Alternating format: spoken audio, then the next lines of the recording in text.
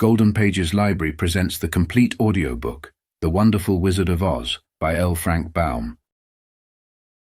Chapter 1. The Cyclone. Dorothy lived in the midst of the great Kansas prairies with Uncle Henry, who was a farmer, and Aunt Em, who was the farmer's wife. Their house was small, for the lumber to build it had to be carried by wagon many miles. There were 4 walls, a floor and a roof, which made one room, and this room contained a rusty-looking cooking stove, a cupboard for the dishes, a table, 3 or 4 chairs, and the beds. Uncle Henry and Aunt Em had a big bed in one corner, and Dorothy a little bed in another corner.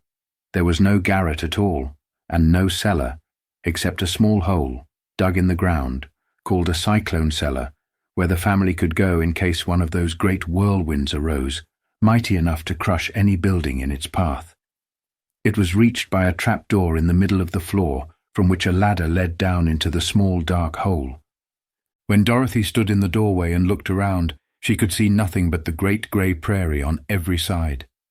Not a tree nor a house broke the broad sweep of flat country that reached the edge of the sky in all directions. The sun had baked the ploughed land into a grey mass, with little cracks running through it. Even the grass was not green, for the sun had burned the tops of the long blades until they were the same grey colour to be seen everywhere. Once the house had been painted, but the sun blistered the paint and the rains washed it away, and now the house was as dull and grey as everything else.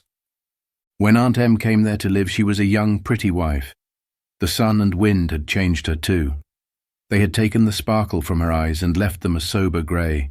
They had taken the red from her cheeks and lips, and they were grey also. She was thin and gaunt and never smiled now.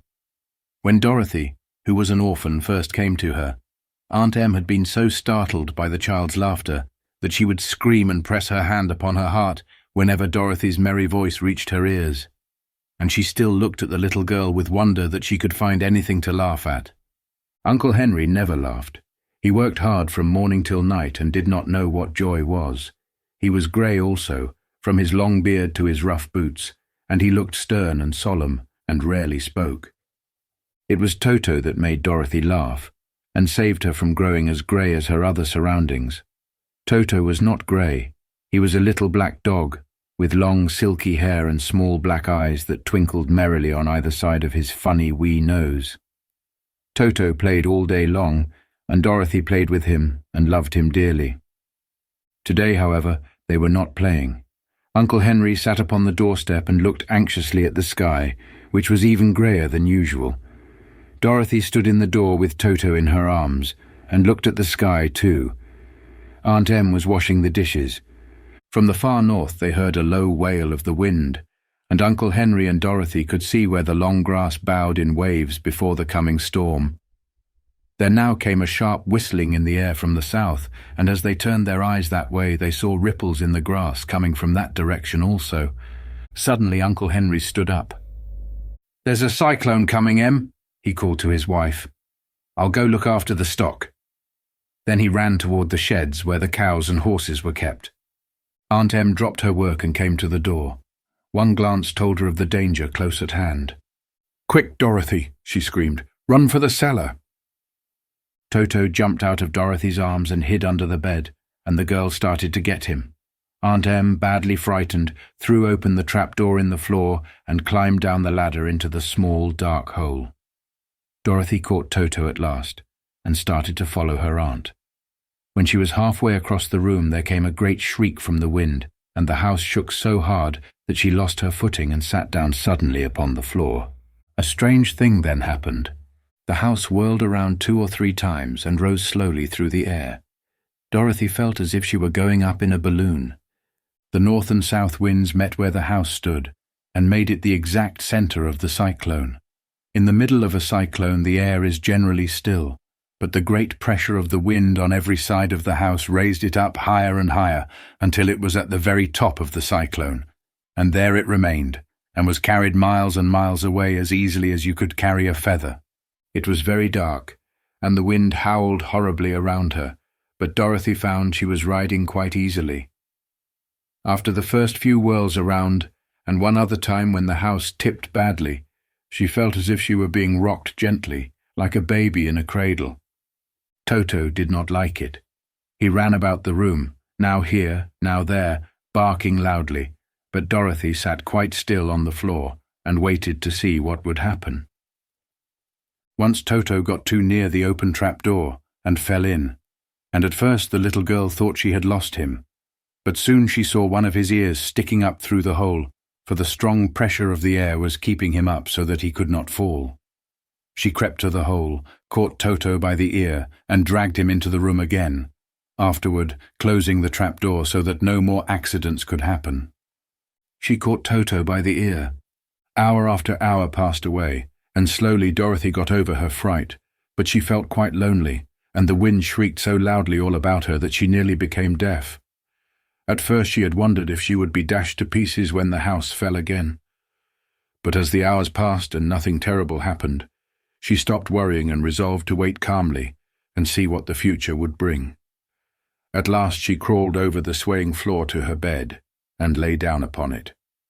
And Toto followed and lay down beside her.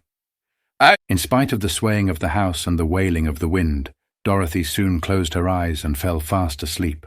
Chapter 2. The Council with the Munchkins. She was awakened by a shock, so sudden and severe that if Dorothy had not been lying on the soft bed she might have been hurt. As it was, the jar made her catch her breath and wonder what had happened. And Toto put his cold little nose into her face and whined dismally. Dorothy sat up and noticed that the house was not moving, nor was it dark, for the bright sunshine came in at the window, flooding the little room. She sprang from her bed, and with Toto at her heels ran and opened the door. The little girl gave a cry of amazement and looked about her, her eyes growing bigger and bigger at the wonderful sights she saw. The cyclone had set the house down, very gently, for a cyclone, in the midst of a country of marvelous beauty. There were lovely patches of green sward all about, with stately trees bearing rich and luscious fruits. Banks of gorgeous flowers were on every hand, and birds with rare and brilliant plumage sang and fluttered in the trees and bushes. A little way off was a small brook, rushing and sparkling along between green banks and murmuring in a voice very grateful to a little girl who had lived so long on the dry, grey prairies. While she stood looking eagerly at the strange and beautiful sights, she noticed coming toward her a group of the queerest people she had ever seen. They were not as big as the grown folk she had always been used to, but neither were they very small. In fact, they seemed about as tall as Dorothy, who was a well-grown child for her age, although they were, so far as looks go, many years older. I am the Witch of the North. 3 were men and 1 a woman, and all were oddly dressed. They wore round hats that rose to a small point a foot above their heads, with little bells around the brims that tinkled sweetly as they moved. The hats of the men were blue, the little woman's hat was white, and she wore a white gown that hung in plaits from her shoulders. Over it were sprinkled little stars that glistened in the sun like diamonds. The men were dressed in blue, of the same shade as their hats, and wore well-polished boots with a deep roll of blue at the tops.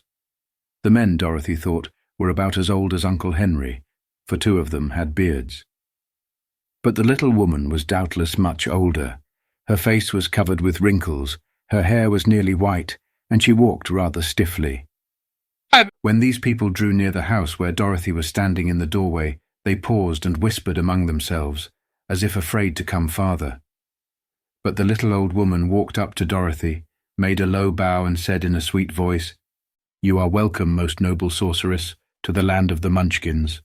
We are so grateful to you for having killed the wicked witch of the East, and for setting our people free from bondage." Dorothy listened to this speech with wonder. What could the little woman possibly mean by calling her a sorceress and saying she had killed the wicked witch of the East? Dorothy was an innocent, harmless little girl who had been carried by a cyclone many miles from home, and she had never killed anything in all her life. But the little woman evidently expected her to answer, so Dorothy said with hesitation, "You are very kind, but there must be some mistake. I have not killed anything." "Your house did anyway," replied the little old woman with a laugh. "And that is the same thing. See," she continued, pointing to the corner of the house. "There are her 2 toes, still sticking out from under a block of wood." Dorothy looked and gave a little cry of fright. There, indeed, just under the corner of the great beam the house rested on, 2 feet were sticking out, shod in silver shoes with pointed toes. "Oh dear, oh dear," cried Dorothy, clasping her hands together in dismay. "The house must have fallen on her. Whatever shall we do?" "There is nothing to be done," said the little woman calmly. "But who was she?" asked Dorothy.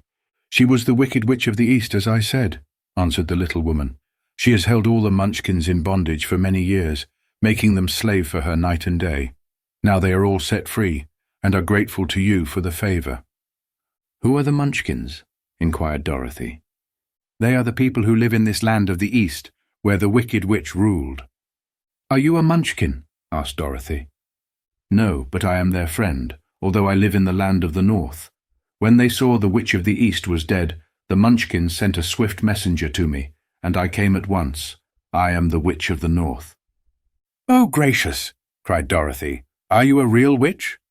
"Yes, indeed," answered the little woman. "But I am a good witch, and the people love me. I am not as powerful as the Wicked Witch was who ruled here, or I should have set the people free myself." "But I thought all witches were wicked," said the girl, who was half frightened at facing a real witch. "Oh no, that is a great mistake. There were only 4 witches in all the land of Oz, and 2 of them, those who live in the North and the South, are good witches. I know this is true, for I am one of them myself, and cannot be mistaken. Those who dwelt in the East and the West were indeed wicked witches. But now that you have killed one of them, there is but one wicked witch in all the land of Oz, the one who lives in the West."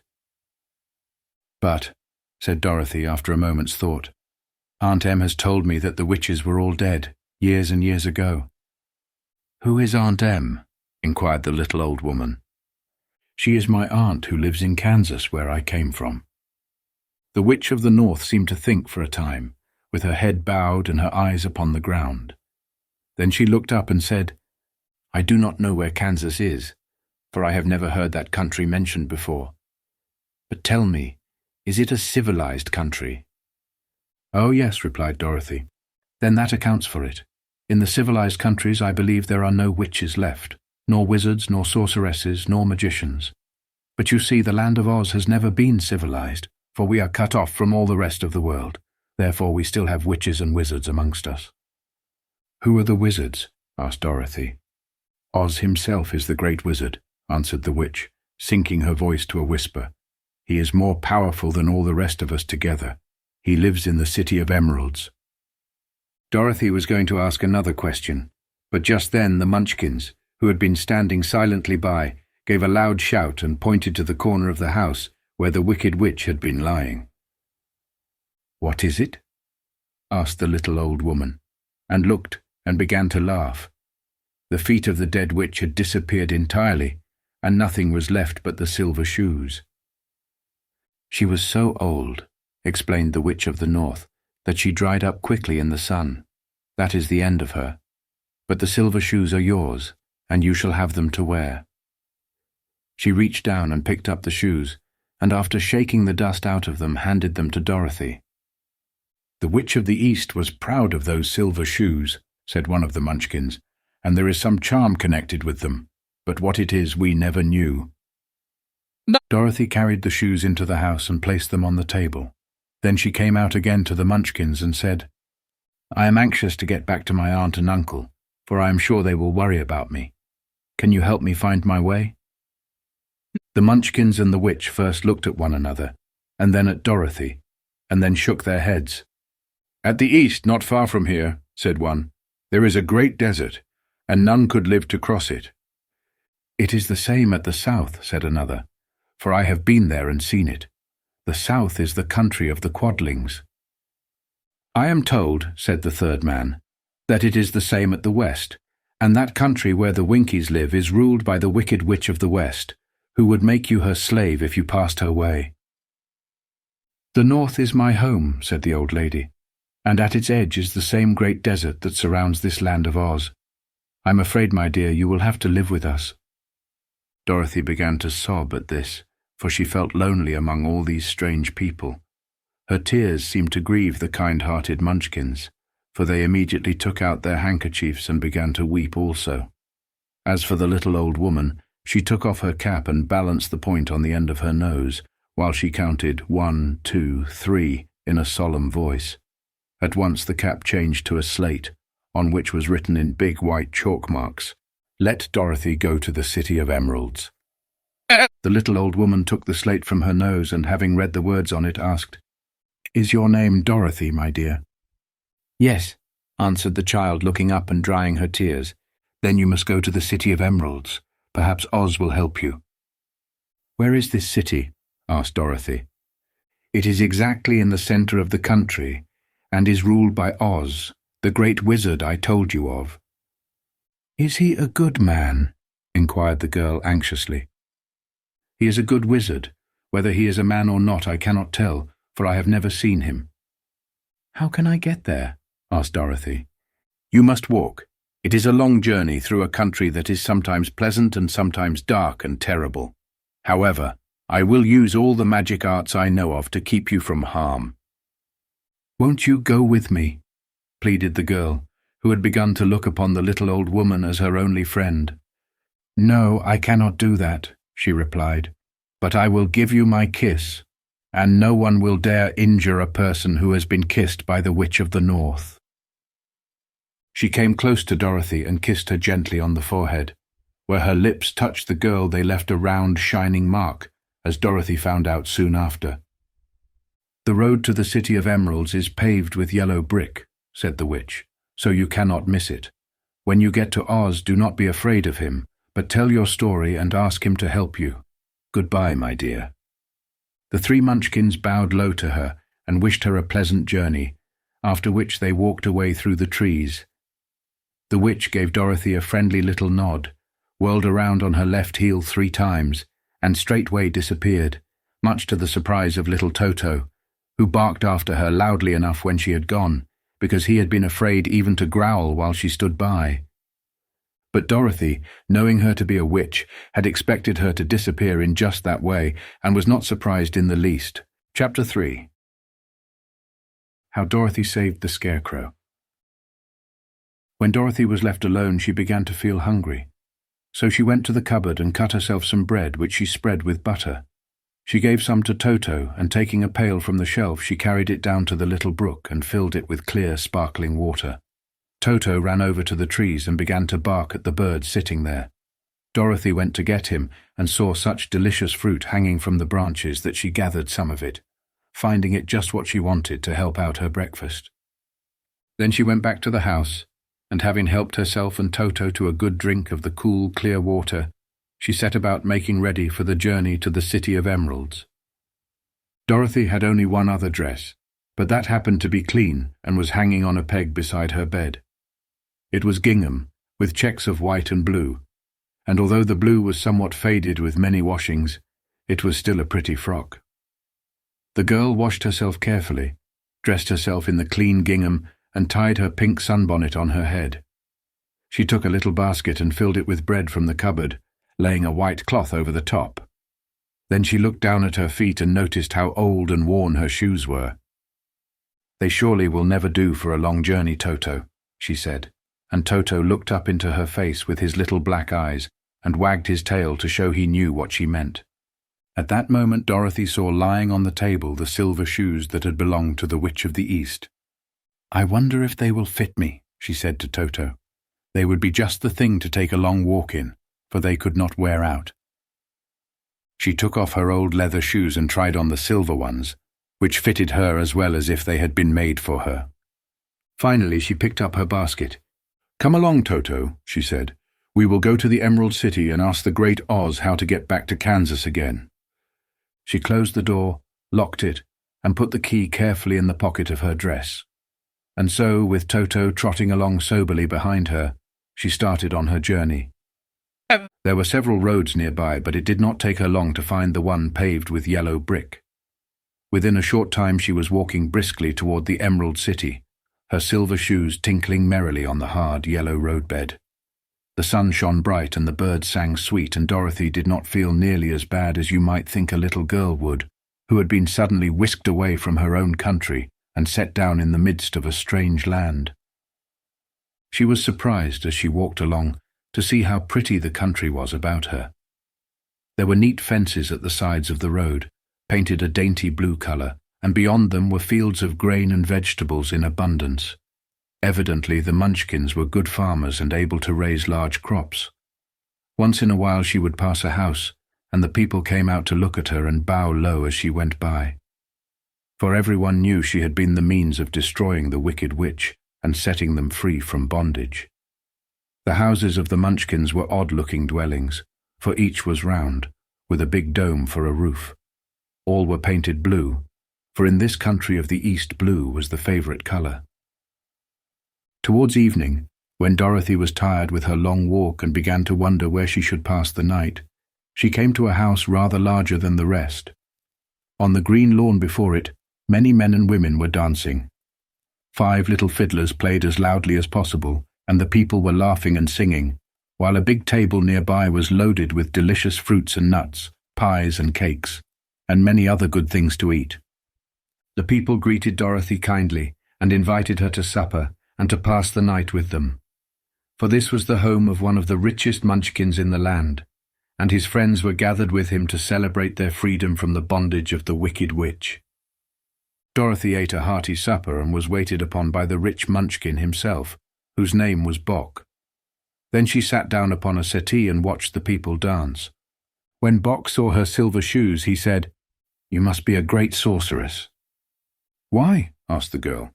"Because you wear silver shoes and have killed the wicked witch. Besides, you have white in your frock, and only witches and sorceresses wear white. You must be a great sorceress." "My dress is blue and white checked," said Dorothy, smoothing out the wrinkles in it. "It is kind of you to wear that," said Bock. "Blue is the color of the Munchkins and white is the witch color, so we know you are a friendly witch." Dorothy did not know what to say to this, for all the people seemed to think her a witch, and she knew very well she was only an ordinary little girl who had come by the chance of a cyclone into a strange land. When she had tired watching the dancing, Bock led her into the house, where he gave her a room with a pretty bed in it. The sheets were made of blue cloth, and Dorothy slept soundly in them till morning, with Toto curled up on the blue rug beside her. She ate a hearty breakfast and watched a wee Munchkin baby, who played with Toto and pulled his tail and crowed and laughed in a way that greatly amused Dorothy. Toto was a fine curiosity to all the people, for they had never seen a dog before. "How far is it to the Emerald City?" the girl asked. "I do not know," answered Bock gravely, "for I have never been there. It is better for people to keep away from Oz, unless they have business with him. But it is a long way to the Emerald City, and it will take you many days. The country here is rich and pleasant, but you must pass through rough and dangerous places before you reach the end of your journey." This worried Dorothy a little, but she knew that only the great Oz could help her get to Kansas again, so she bravely resolved not to turn back. She bade her friends goodbye and again started along the road of yellow brick. When she had gone several miles, she thought she would stop to rest, and so climbed to the top of the fence beside the road and sat down. There was a great cornfield beyond the fence, and not far away she saw a scarecrow, placed high on a pole to keep the birds from the ripe corn. Dorothy leaned her chin upon her hand and gazed thoughtfully at the scarecrow. Its head was a small sack stuffed with straw, with eyes, nose and mouth painted on it to represent a face. An old pointed blue hat that had belonged to some Munchkin was perched on this head, and the rest of the figure was a blue suit of clothes, worn and faded, which had also been stuffed with straw. On the feet were some old boots with blue tops, such as every man wore in this country, and the figure was raised above the stalks of corn by means of the pole stuck up its back. Dorothy gazed thoughtfully at the scarecrow. While Dorothy was looking earnestly into the queer, painted face of the scarecrow, she was surprised to see one of the eyes slowly wink at her. She thought she must have been mistaken at first, for none of the scarecrows in Kansas ever wink, but presently the figure nodded its head to her in a friendly way. Then she climbed down from the fence and walked up to it, while Toto ran around the pole and barked. "Good day," said the scarecrow in a rather husky voice. "Did you speak?" asked the girl in wonder. "Certainly," answered the scarecrow. "How do you do?" "I'm pretty well, thank you," replied Dorothy politely. How do you do?" "I'm not feeling well," said the Scarecrow with a smile, "for it is very tedious being perched up here night and day to scare away crows." "Can't you get down?" asked Dorothy. "No, for this pole is stuck up my back. If you will please take away the pole, I shall be greatly obliged to you." Dorothy reached up both arms and lifted the figure off the pole. For being stuffed with straw, it was quite light. "Thank you very much," said the Scarecrow, when he had been set down on the ground. "I feel like a new man." Dorothy was puzzled at this, for it sounded queer to hear a stuffed man speak, and to see him bow and walk along beside her. "Who are you?" asked the Scarecrow, when he had stretched himself and yawned. "And where are you going?" "My name is Dorothy," said the girl, "and I am going to the Emerald City to ask the Great Oz to send me back to Kansas." "Where is the Emerald City?" he inquired. "And who is Oz?" "Why, don't you know?" she returned in surprise. "No, indeed, I don't know anything. You see, I am stuffed, so I have no brains at all," he answered sadly. "Oh," said Dorothy, "I'm awfully sorry for you." "Do you think," he asked, "if I go to the Emerald City with you, that the Great Oz would give me some brains?" "I cannot tell," she returned, "but you may come with me if you like. If Oz will not give you any brains, you will be no worse off than you are now." "That is true," said the Scarecrow. "You see," he continued confidentially, "I don't mind my legs and arms and body being stuffed, because I cannot get hurt. If anyone treads on my toes or sticks a pin into me, it doesn't matter, for I can't feel it. But I do not want people to call me a fool. And if my head stays stuffed with straw instead of with brains, as yours is, how am I ever to know anything?" "I understand how you feel," said the little girl, who was truly sorry for him. "If you will come with me, I'll ask Oz to do all he can for you." "Thank you," he answered gratefully. They walked back to the road. Dorothy helped him over the fence, and they started along the path of yellow brick for the Emerald City. Toto did not like this addition to the party at first. He smelled around the stuffed man as if he suspected there might be a nest of rats in the straw, and he often growled in an unfriendly way at the Scarecrow. "Don't mind Toto," said Dorothy to her new friend. "He never bites." "Oh, I'm not afraid," replied the Scarecrow. "He can't hurt the straw. Do let me carry that basket for you. I shall not mind it, for I can't get tired. I'll tell you a secret," he continued as he walked along. "There is only one thing in the world I am afraid of." "What is that?" asked Dorothy. "The Munchkin farmer who made you?" "No," answered the Scarecrow. "It's a lighted match." Chapter 4. The road through the forest. After a few hours the road began to be rough, and the walking grew so difficult that the Scarecrow often stumbled over the yellow brick, which were here very uneven.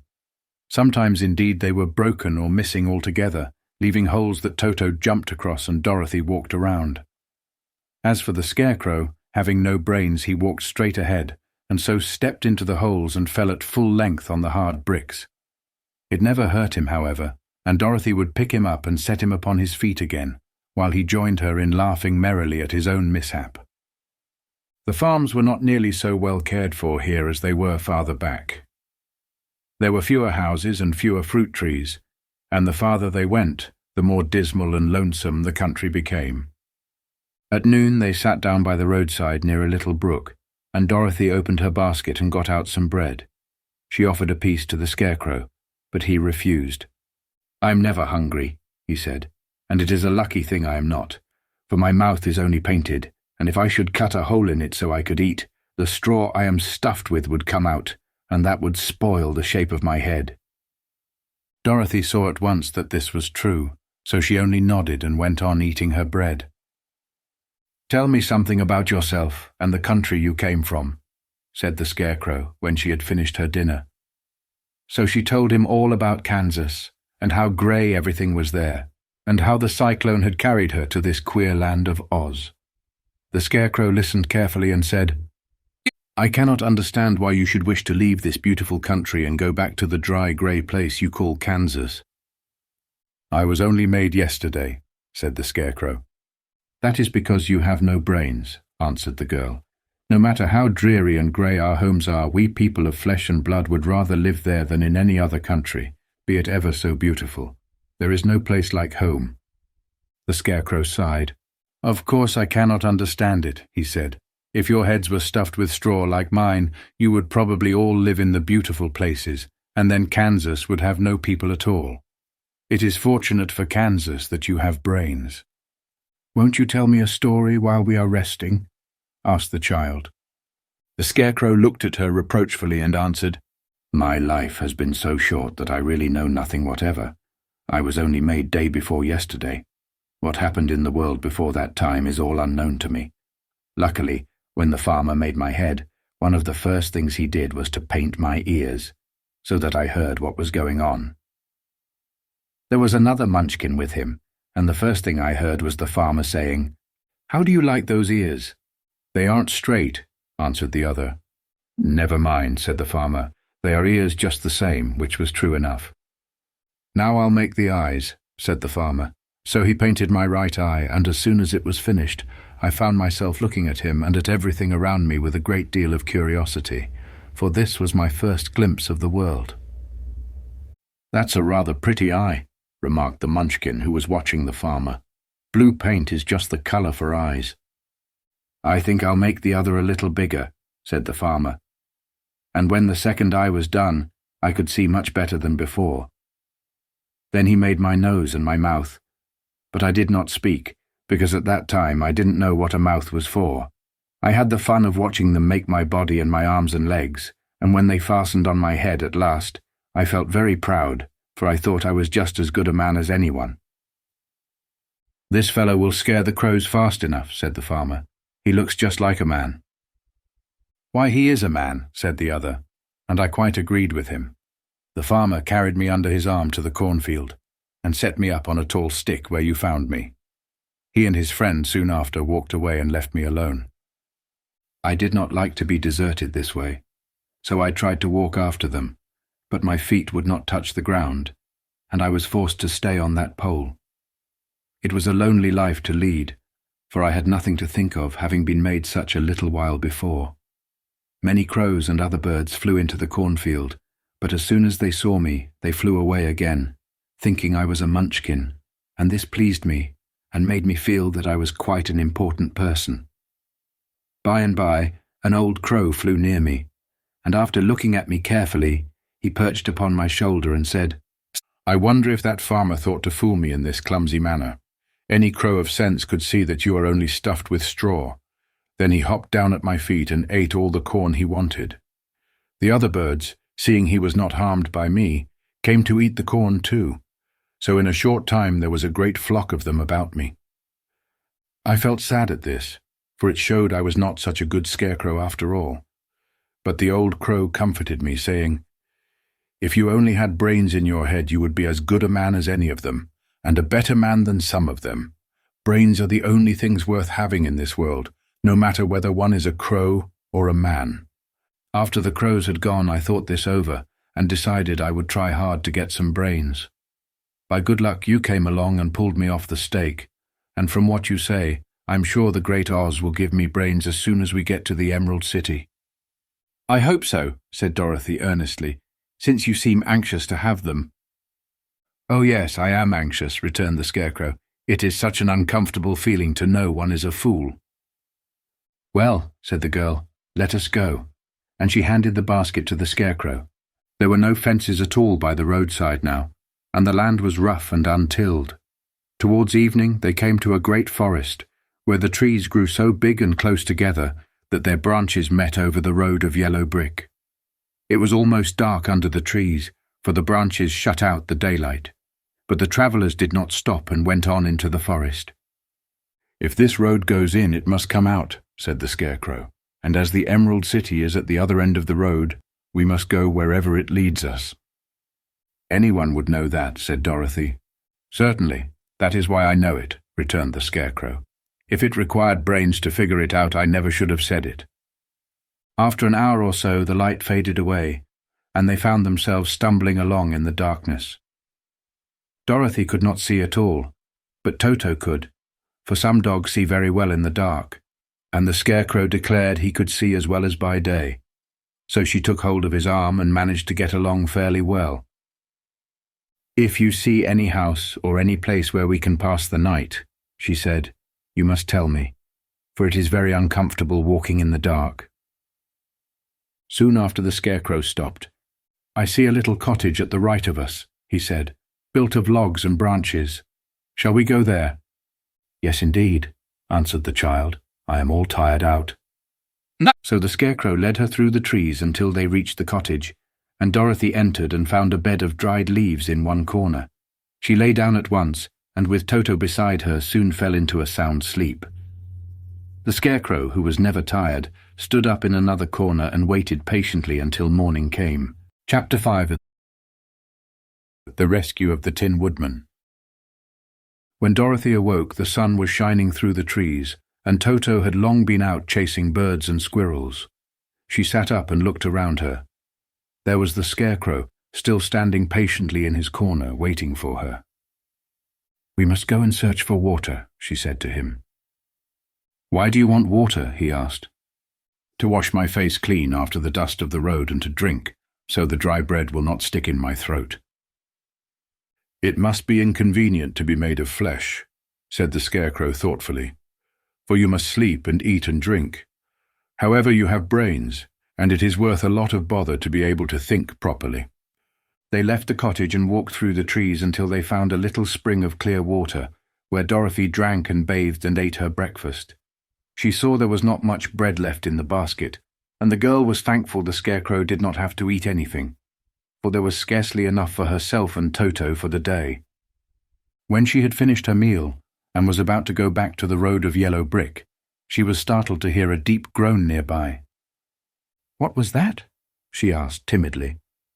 "I cannot imagine," replied the Scarecrow, "but we can go and see." Just then another groan reached their ears, and the sound seemed to come from behind them. They turned and walked through the forest a few steps, when Dorothy discovered something shining in a ray of sunshine that fell between the trees. She ran to the place, and then stopped short with a cry of surprise. One of the big trees had been partly chopped through, and standing beside it, with an uplifted axe in his hands, was a man made entirely of tin. His head and arms and legs were jointed upon his body, but he stood perfectly motionless, as if he could not stir at all. Dorothy looked at him in amazement, and so did the Scarecrow, while Toto barked sharply and made a snap at the tin legs, which hurt his teeth. "Did you groan?" asked Dorothy. "Yes," answered the Tin Man. "I did. I've been groaning for more than a year, and no one has ever heard me before or come to help me." "What can I do for you?" she inquired softly, for she was moved by the sad voice in which the man spoke. "Get an oil can and oil my joints," he answered. "They are rusted so badly that I cannot move them at all. If I am well oiled, I shall soon be all right again. You will find an oil can on a shelf in my cottage." Dorothy at once ran back to the cottage and found the oil can, and then she returned and asked anxiously, "Where are your joints?" "Oil my neck first," replied the Tin Woodman. So she oiled it, and as it was quite badly rusted, the Scarecrow took hold of the tin head and moved it gently from side to side until it worked freely, and then the man could turn it himself. "Now oil the joints in my arms," he said, and Dorothy oiled them, and the Scarecrow bent them carefully until they were quite free from rust and as good as new. The Tin Woodman gave a sigh of satisfaction and lowered his axe, which he leaned against the tree. "This is a great comfort," he said. "I have been holding that axe in the air ever since I rusted, and I'm glad to be able to put it down at last. Now, if you will oil the joints of my legs, I shall be all right once more." So they oiled his legs until he could move them freely, and he thanked them again and again for his release, for he seemed a very polite creature and very grateful. "I might have stood there always if you had not come along," he said, "so you have certainly saved my life. How did you happen to be here?" "We are on our way to the Emerald City, to see the Great Oz," she answered, "and we stopped at your cottage to pass the night." "Why do you wish to see Oz?" he asked. "I want him to send me back to Kansas, and the Scarecrow wants him to put a few brains into his head," she replied. The Tin Woodman appeared to think deeply for a moment. Then he said, "Do you suppose Oz could give me a heart?" "Why, I guess so," Dorothy answered. It would be as easy as to give the Scarecrow brains." "This is a great comfort," said the Tin Woodman. "True," the Tin Woodman returned. "So if you will allow me to join your party, I will also go to the Emerald City and ask Oz to help me." "Come along," said the Scarecrow heartily, and Dorothy added that she would be pleased to have his company. So the Tin Woodman shouldered his axe, and they all passed through the forest until they came to the road that was paved with yellow brick. The Tin Woodman had asked Dorothy to put the oil can in her basket, for, he said, if I should get caught in the rain and rust again, I would need the oil can badly. It was a bit of good luck to have their new comrade join the party, for soon after they had begun their journey again, they came to a place where the trees and branches grew so thick over the road that the travellers could not pass. But the Tin Woodman set to work with his axe and chopped so well that soon he cleared a passage for the entire party. Dorothy was thinking so earnestly as they walked along that she did not notice when the Scarecrow stumbled into a hole and rolled over to the side of the road. Indeed, he was obliged to call to her to help him up again. "Why didn't you walk around the hole?" asked the Tin Woodman. "I don't know enough," replied the Scarecrow cheerfully. "My head is stuffed with straw, you know, and that is why I'm going to Oz to ask him for some brains." "Oh, I see," said the Tin Woodman. "But after all, brains are not the best things in the world." "Have you any?" inquired the Scarecrow. "No, my head is quite empty," answered the Woodman. "But once I had brains and a heart also, so having tried them both, I should much rather have a heart." "And why is that?" asked the Scarecrow. "I will tell you my story, and then you will know." So while they were walking through the forest, the Tin Woodman told the following story. "I was born the son of a woodman who chopped down trees in the forest and sold the wood for a living. When I grew up, I too became a wood chopper, and after my father died, I took care of my old mother as long as she lived. Then I made up my mind that instead of living alone, I would marry, so that I might not become lonely. There was one of the Munchkin girls who was so beautiful that I soon grew to love her with all my heart. She, on her part, promised to marry me as soon as I could earn enough money to build a better house for her, so I set to work harder than ever. But the girl lived with an old woman who did not want her to marry anyone, for she was so lazy she wished the girl to remain with her and do the cooking and the housework. So the old woman went to the Wicked Witch of the East and promised her 2 sheep and a cow if she would prevent the marriage. Thereupon the Wicked Witch enchanted my axe, and when I was chopping away at my best one day, for I was anxious to get the new house and my wife as soon as possible, the axe slipped all at once and cut off my left leg. This at first seemed a great misfortune, for I knew a one-legged man could not do very well as a wood chopper, so I went to a tinsmith and had him make me a new leg out of tin. The leg worked very well, once I was used to it, but my action angered the Wicked Witch of the East, for she had promised the old woman I should not marry the pretty Munchkin girl. When I began chopping again, my axe slipped and cut off my right leg. Again I went to the tinner, and again he made me a leg out of tin. After this the enchanted axe cut off my arms, one after the other, but nothing daunted, I had them replaced with tin ones. The Wicked Witch then made the axe slip and cut off my head, and at first I thought that was the end of me. But the tinner happened to come along, and he made me a new head out of tin. I thought I had beaten the Wicked Witch then, and I worked harder than ever, but I little knew how cruel my enemy could be. She thought of a new way to kill my love for the beautiful Munchkin maiden, and made my axe slip again, so that it cut right through my body, splitting me into 2 halves. Once more the tinner came to my help and made me a body of tin, fastening my tin arms and legs and head to it, by means of joints, so that I could move around as well as ever. But alas, I had now no heart, so that I lost all my love for the Munchkin girl, and did not care whether I married her or not. I suppose she is still living with the old woman, waiting for me to come after her. My body shone so brightly in the sun that I felt very proud of it, and it did not matter now if my axe slipped, for it could not cut me. There was only one danger, that my joints would rust, but I kept an oil can in my cottage, and took care to oil myself whenever I needed it. However, there came a day when I forgot to do this, and being caught in a rainstorm, before I thought of the danger my joints had rusted, and I was left to stand in the woods until you came to help me. It was a terrible thing to undergo, but during the year I stood there I had time to think that the greatest loss I had known was the loss of my heart. While I was in love, I was the happiest man on earth, but no one can love who has not a heart, and so I am resolved to ask Oz to give me one. If he does, I will go back to the Munchkin maiden and marry her." Both Dorothy and the Scarecrow had been greatly interested in the story of the Tin Woodman, and now they knew why he was so anxious to get a new heart. "All the same," said the Scarecrow, "I shall ask for brains instead of a heart, for a fool would not know what to do with a heart if he had one."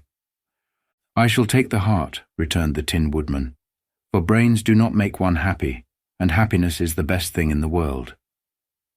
Dorothy did not say anything, for she was puzzled to know which of her two friends was right, and she decided if she could only get back to Kansas and Aunt Em, it did not matter so much whether the Woodman had no brains and the Scarecrow no heart, or each got what he wanted. What worried her most was that the bread was nearly gone, and another meal for herself and Toto would empty the basket. To be sure, neither the Woodman nor the Scarecrow ever ate anything, but she was not made of tin nor straw, and could not live unless she was fed. Chapter 6. The Cowardly Lion. "You ought to be ashamed of yourself." All this time Dorothy and her companions had been walking through the thick woods. The road was still paved with yellow brick, but these were much covered by dried branches and dead leaves from the trees, and the walking was not at all good. There were few birds in this part of the forest, for birds love the open country where there is plenty of sunshine. But now and then there came a deep growl from some wild animal hidden among the trees. These sounds made the little girl's heart beat fast, for she did not know what made them, but Toto knew, and he walked close to Dorothy's side and did not even bark in return. "How long will it be," the child asked of the Tin Woodman, "before we are out of the forest?" "I cannot tell," was the answer, "for I have never been to the Emerald City, but my father went there once when I was a boy, and he said it was a long journey through a dangerous country, although nearer to the city where Oz dwells the country is beautiful. But I am not afraid so long as I have my oil can, and nothing can hurt the Scarecrow, while you bear upon your forehead the mark of the good witch's kiss, and that will protect you from harm." "But Toto," said the girl anxiously, "what will protect him?" "We must protect him ourselves if he is in danger," replied the Tin Woodman. Just as he spoke, there came from the forest a terrible roar, and the next moment a great lion bounded into the road. With one blow of his paw he sent the Scarecrow spinning over and over to the edge of the road, and then he struck at the Tin Woodman with his sharp claws. But, to the lion's surprise, he could make no impression on the tin, although the Woodman fell over in the road and lay still. Little Toto, now that he had an enemy to face, ran barking toward the lion, and the great beast had opened his mouth to bite the dog, when Dorothy, fearing Toto would be killed and heedless of danger, rushed forward and slapped the lion upon his nose as hard as she could, while she cried out, "Don't you dare to bite Toto. You ought to be ashamed of yourself, a big beast like you, to bite a poor little dog." "I didn't bite him," said the lion as he rubbed his nose with his paw where Dorothy had hit it. "No, but you tried to," she retorted. "You are nothing but a big coward." "I know it," said the lion, hanging his head in shame. "I've always known it. But how can I help it?" "I don't know, I'm sure. To think of your striking a stuffed man like the poor Scarecrow." "Is he stuffed?" asked the lion in surprise, as he watched her pick up the Scarecrow and set him upon his feet, while she patted him into shape again. "Of course he's stuffed," replied Dorothy, who was still angry. "That's why he went over so easily," remarked the lion. "It astonished me to see him whirl around so. Is the other one stuffed also?" "No," said Dorothy. "He's made of tin," and she helped the Woodman up again. "That's why he nearly blunted my claws," said the lion. "When they scratched against the tin, it made a cold shiver run down my back. What is that little animal you are so tender of?" "He's my dog, Toto," answered Dorothy. "Is he made of tin or stuffed?" asked the lion. "Neither. He's a meat dog," said the girl. "Oh, he's a curious animal and seems remarkably small, now that I look at him. No one would think of biting such a little thing except a coward like me," continued the lion sadly. "What makes you a coward?" asked Dorothy, looking at the great beast in wonder, for he was as big as a small horse. "It's a mystery," replied the lion. "I suppose I was born that way. All the other animals in the forest naturally expect me to be brave, for the lion is everywhere thought to be the king of beasts. I learned that if I roared very loudly, every living thing was frightened and got out of my way. Whenever I've met a man, I've been awfully scared, but I just roared at him, and he has always run away as fast as he could go. If the elephants and the tigers and the bears had ever tried to fight me, I should have run myself. I'm such a coward, but just as soon as they hear me roar, they all try to get away from me, and of course I let them go." "But that isn't right. The king of beasts shouldn't be a coward," said the Scarecrow. "I know it," returned the lion, wiping a tear from his eye with the tip of his tail. "It is my great sorrow, and makes my life very unhappy. But whenever there is danger, my heart begins to beat fast." "Perhaps you have heart disease," said the Tin Woodman. "It may be," said the lion. "If you have," continued the Tin Woodman, "you ought to be glad, for it proves you have a heart. For my part, I have no heart, so I cannot have heart disease." "Perhaps," said the lion thoughtfully, "if I had no heart, I should not be a coward." "Have you brains?" asked the Scarecrow. "I suppose so. I've never looked to see," replied the lion. "I am going to the Great Oz to ask him to give me some," remarked the Scarecrow, "for my head is stuffed with straw." "And I am going to ask him to give me a heart," said the Woodman. "And I am going to ask him to send Toto and me back to Kansas," added Dorothy. "Do you think Oz could give me courage?" asked the Cowardly Lion. "Just as easily as he could give me brains," said the Scarecrow. "Or give me a heart," said the Tin Woodman. "Or send me back to Kansas," said Dorothy. "Then if you don't mind, I'll go with you," said the lion, "for my life is simply unbearable without a bit of courage." "You will be very welcome," answered Dorothy, "for you will help to keep away the other wild beasts. It seems to me they must be more cowardly than you are if they allow you to scare them so easily." "They really are," said the lion, "but that doesn't make me any braver, and as long as I know myself to be a coward, I shall be unhappy." So once more the little company set off upon the journey, the lion walking with stately strides at Dorothy's side. Toto did not approve this new comrade at first, for he could not forget how nearly he had been crushed between the lion's great jaws. But after a time he became more at ease, and presently Toto and the Cowardly Lion had grown to be good friends. During the rest of that day there was no other adventure to mar the peace of their journey. Once, indeed, the Tin Woodman stepped upon a beetle that was crawling along the road, and killed the poor little thing. This made the Tin Woodman very unhappy, for he was always careful not to hurt any living creature, and as he walked along he wept several tears of sorrow and regret. These tears ran slowly down his face and over the hinges of his jaw, and there they rusted. When Dorothy presently asked him a question, the Tin Woodman could not open his mouth, for his jaws were tightly rusted together. He became greatly frightened at this and made many motions to Dorothy to relieve him, but she could not understand. The lion was also puzzled to know what was wrong, but the Scarecrow seized the oil can from Dorothy's basket and oiled the woodman's jaws, so that after a few moments he could talk as well as before. "This will serve me a lesson," said he, "to look where I step, for if I should kill another bug or beetle I should surely cry again, and crying rusts my jaw so that I cannot speak."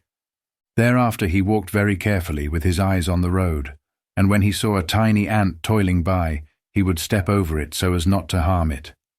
The Tin Woodman knew very well he had no heart, and therefore he took great care never to be cruel or unkind to anything. "You people with hearts," he said, "have something to guide you, and need never do wrong, but I have no heart, and so I must be very careful. When Oz gives me a heart, of course, I needn't mind so much." Chapter 7. The Journey to the Great Oz. They were obliged to camp out that night under a large tree in the forest, for there were no houses near. The tree made a good, thick covering to protect them from the dew, and the Tin Woodman chopped a great pile of wood with his axe, and Dorothy built a splendid fire that warmed her and made her feel less lonely.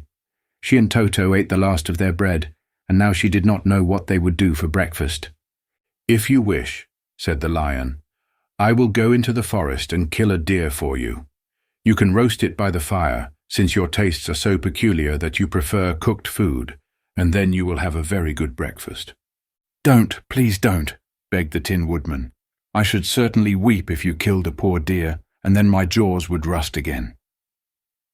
But the lion went away into the forest and found his own supper, and no one ever knew what it was, for he didn't mention it. And the Scarecrow found a tree full of nuts and filled Dorothy's basket with them, so that she would not be hungry for a long time. She thought this was very kind and thoughtful of the Scarecrow, but she laughed heartily at the awkward way in which the poor creature picked up the nuts. His padded hands were so clumsy, and the nuts were so small that he dropped almost as many as he put in the basket. But the Scarecrow did not mind how long it took him to fill the basket, for it enabled him to keep away from the fire, as he feared a spark might get into his straw and burn him up. So he kept a good distance away from the flames, and only came near to cover Dorothy with dry leaves when she lay down to sleep. These kept her very snug and warm, and she slept soundly until morning. When it was daylight, the girl bathed her face in a little rippling brook, and soon after they all started toward the Emerald City. This was to be an eventful day for the travellers. They had hardly been walking an hour when they saw before them a great ditch that crossed the road and divided the forest as far as they could see on either side. It was a very wide ditch, and when they crept up to the edge and looked into it, they could see it was also very deep, and there were many big jagged rocks at the bottom. The sides were so steep that none of them could climb down, and for a moment it seemed that their journey must end. "What shall we do?" asked Dorothy despairingly. "I haven't the faintest idea," said the Tin Woodman, and the lion shook his shaggy mane and looked thoughtful. But the Scarecrow said, "We cannot fly, that is certain. Neither can we climb down into this great ditch. Therefore, if we cannot jump over it, we must stop where we are." "I think I could jump over it," said the Cowardly Lion, after measuring the distance carefully in his mind. "Then we are all right," answered the Scarecrow, "for you can carry us all over on your back, one at a time." "Well, I'll try it," said the lion. "Who will go first?" "I will," declared the Scarecrow, "for if you found that you could not jump over the gulf, Dorothy would be killed, or the Tin Woodman badly dented on the rocks below. But if I am on your back, it will not matter so much, for the fall would not hurt me at all." "I am terribly afraid of falling myself," said the Cowardly Lion, "but I suppose there is nothing to do but try it. So get on my back and we will make the attempt." The Scarecrow sat upon the lion's back, and the big beast walked to the edge of the gulf and crouched down. "Why don't you run and jump?" asked the Scarecrow. "Because that isn't the way we lions do these things," he replied. Then giving a great spring, he shot through the air and landed safely on the other side.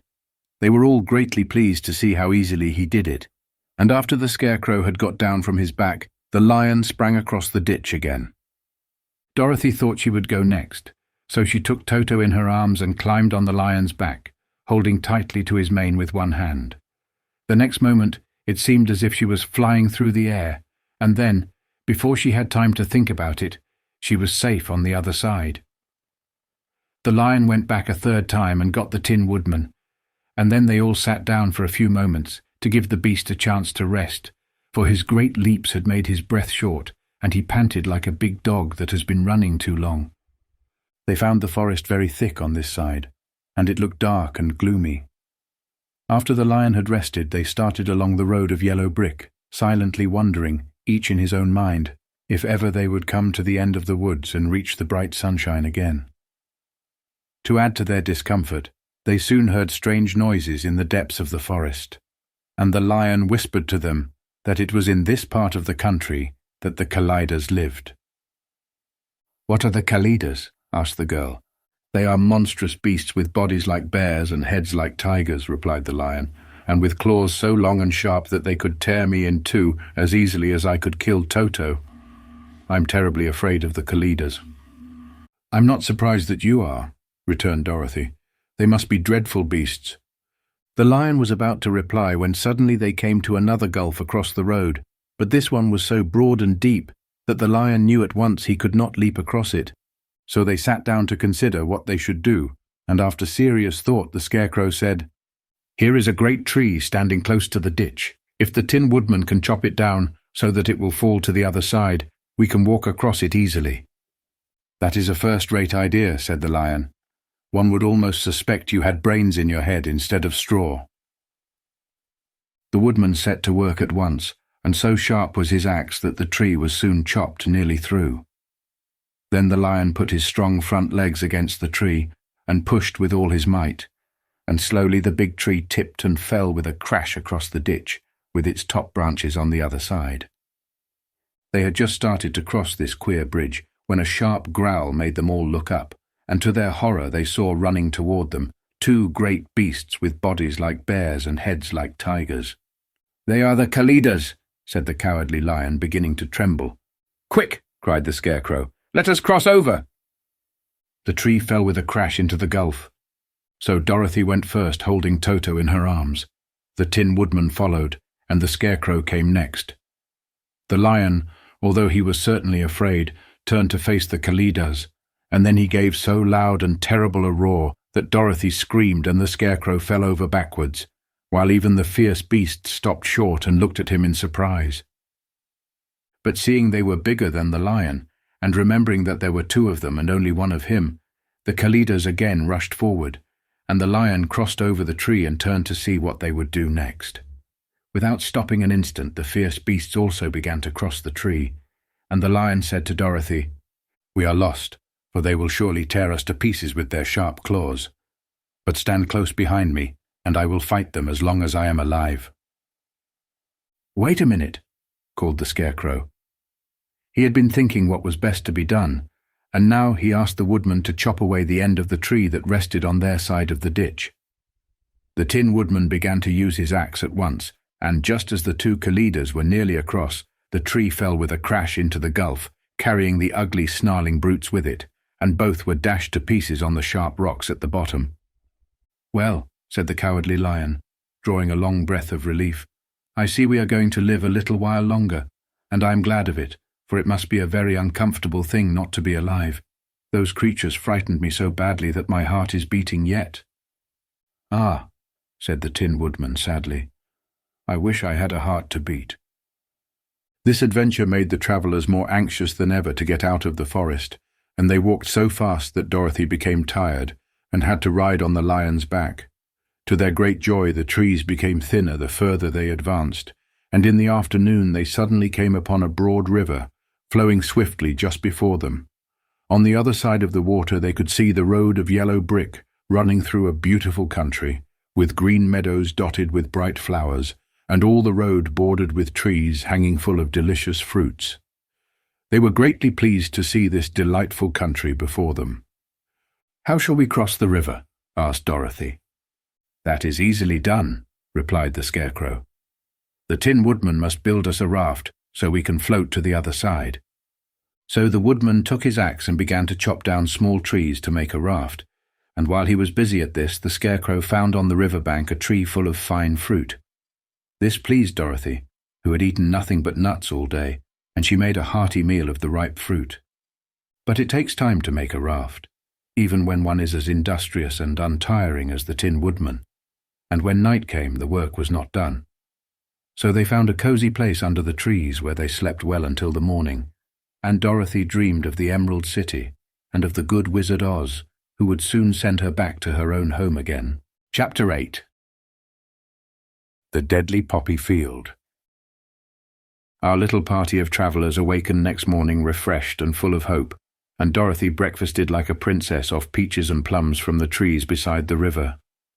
Behind them was the dark forest they had passed safely through, although they had suffered many discouragements, but before them was a lovely, sunny country that seemed to beckon them on to the Emerald City.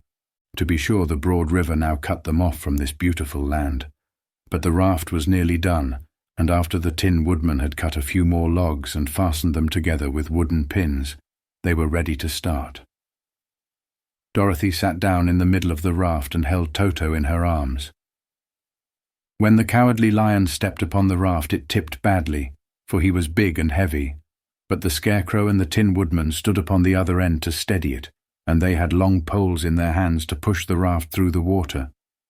They got along quite well at first, but when they reached the middle of the river, the swift current swept the raft downstream, farther and farther away from the road of yellow brick, and the water grew so deep that the long poles would not touch the bottom.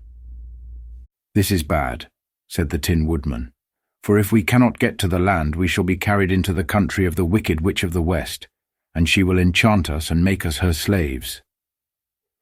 "And then I should get no brains," said the Scarecrow. "And I should get no courage," said the Cowardly Lion. "And I should get no heart," said the Tin Woodman. "And I should never get back to Kansas," said Dorothy. "We must certainly get to the Emerald City if we can," the Scarecrow continued, and he pushed so hard on his long pole that it stuck fast in the mud at the bottom of the river, and before he could pull it out again, or let go, the raft was swept away and the poor Scarecrow left clinging to the pole in the middle of the river. "Goodbye," he called after them, and they were very sorry to leave him.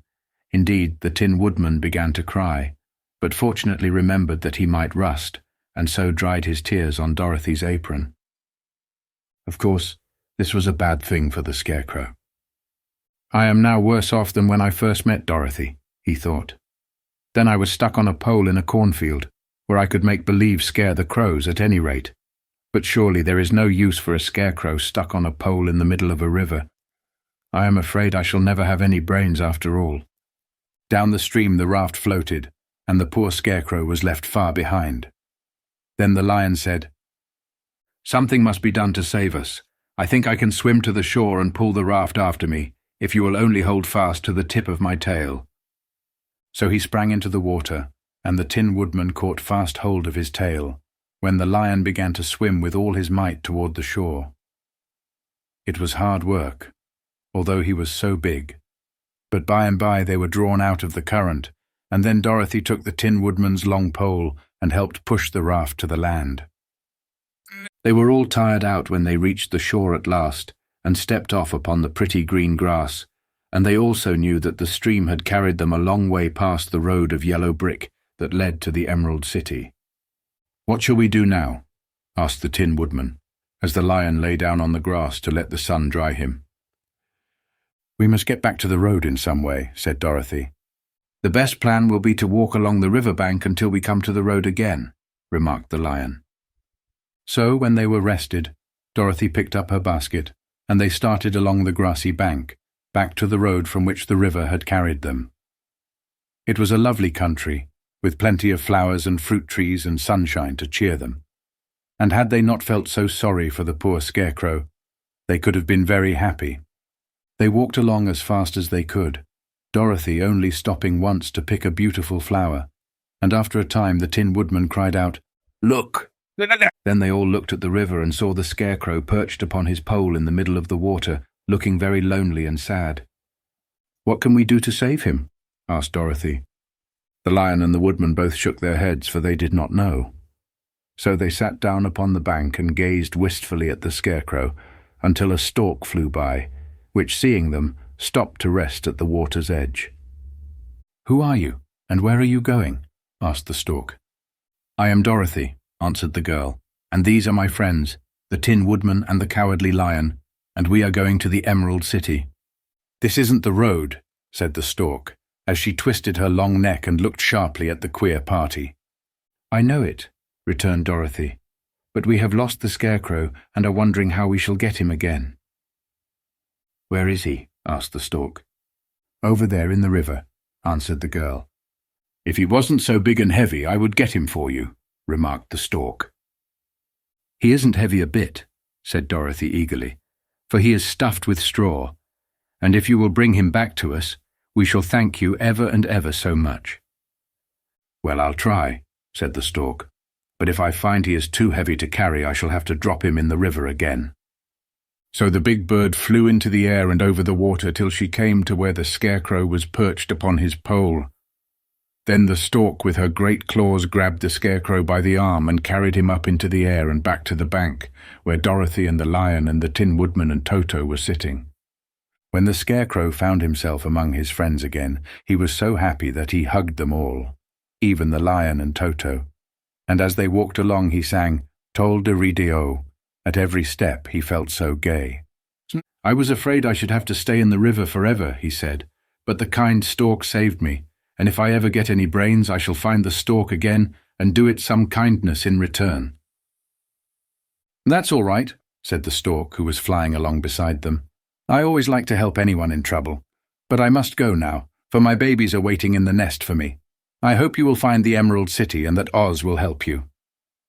"Thank you," replied Dorothy, and then the kind stork flew into the air and was soon out of sight. The stork carried him up into the air. They walked along listening to the singing of the bright-coloured birds and looking at the lovely flowers which now became so thick that the ground was carpeted with them. There were big yellow and white and blue and purple blossoms, besides great clusters of scarlet poppies, which were so brilliant in colour they almost dazzled Dorothy's eyes. "Aren't they beautiful?" the girl asked as she breathed in the spicy scent of the flowers.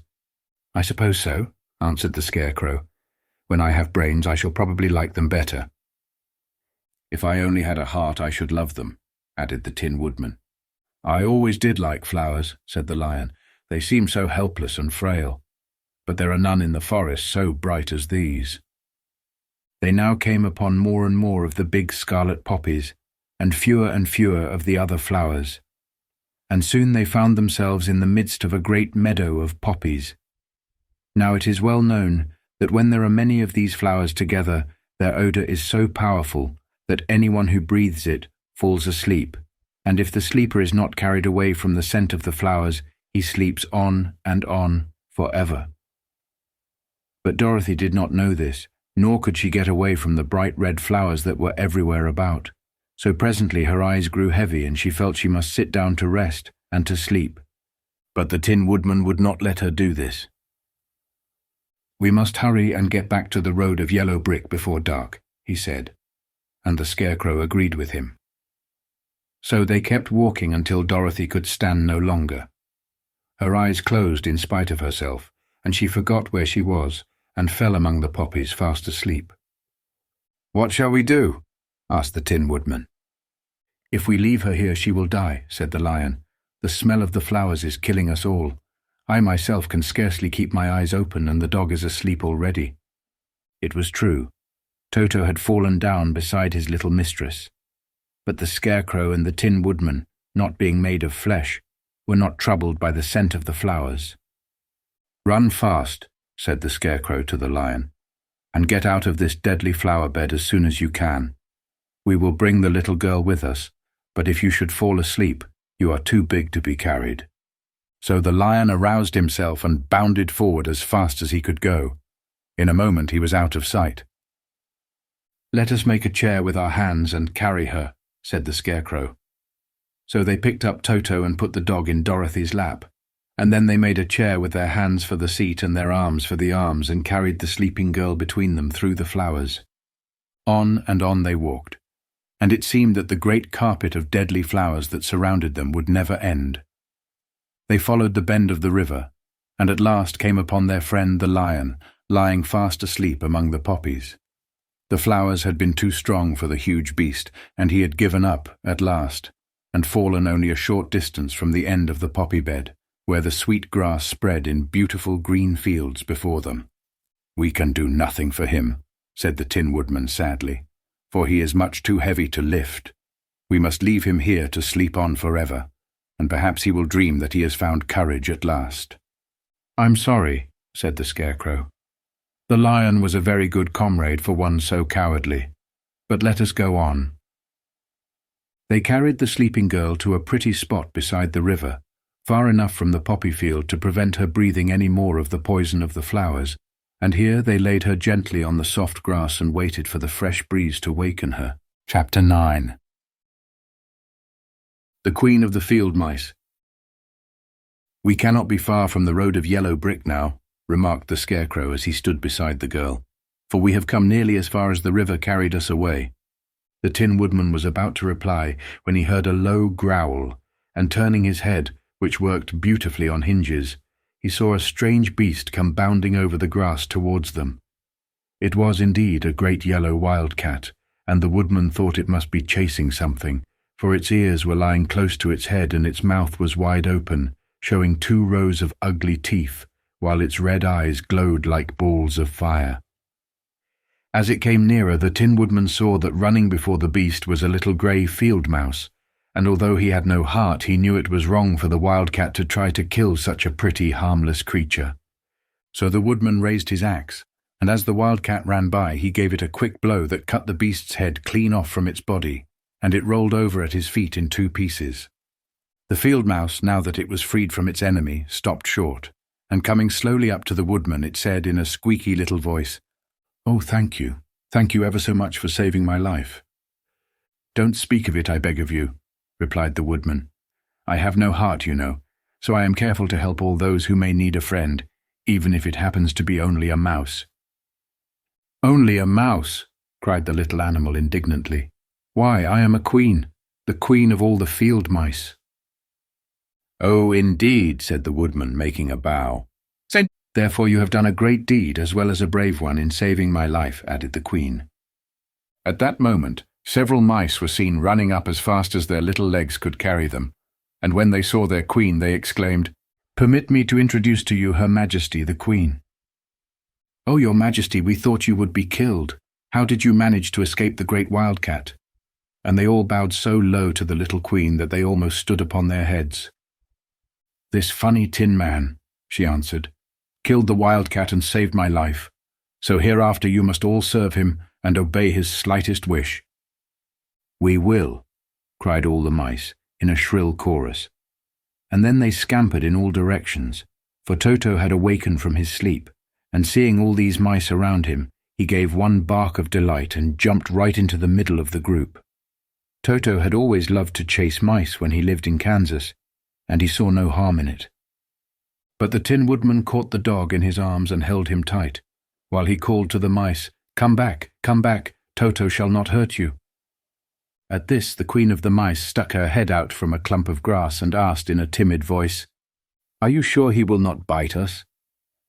"I will not let him," said the woodman, "so do not be afraid." One by one the mice came creeping back, and Toto did not bark again, although he tried to get out of the woodman's arms, and would have bitten him had he not known very well he was made of tin. Finally, one of the biggest mice spoke. "Is there anything we can do," it asked, "to repay you for saving the life of our queen?"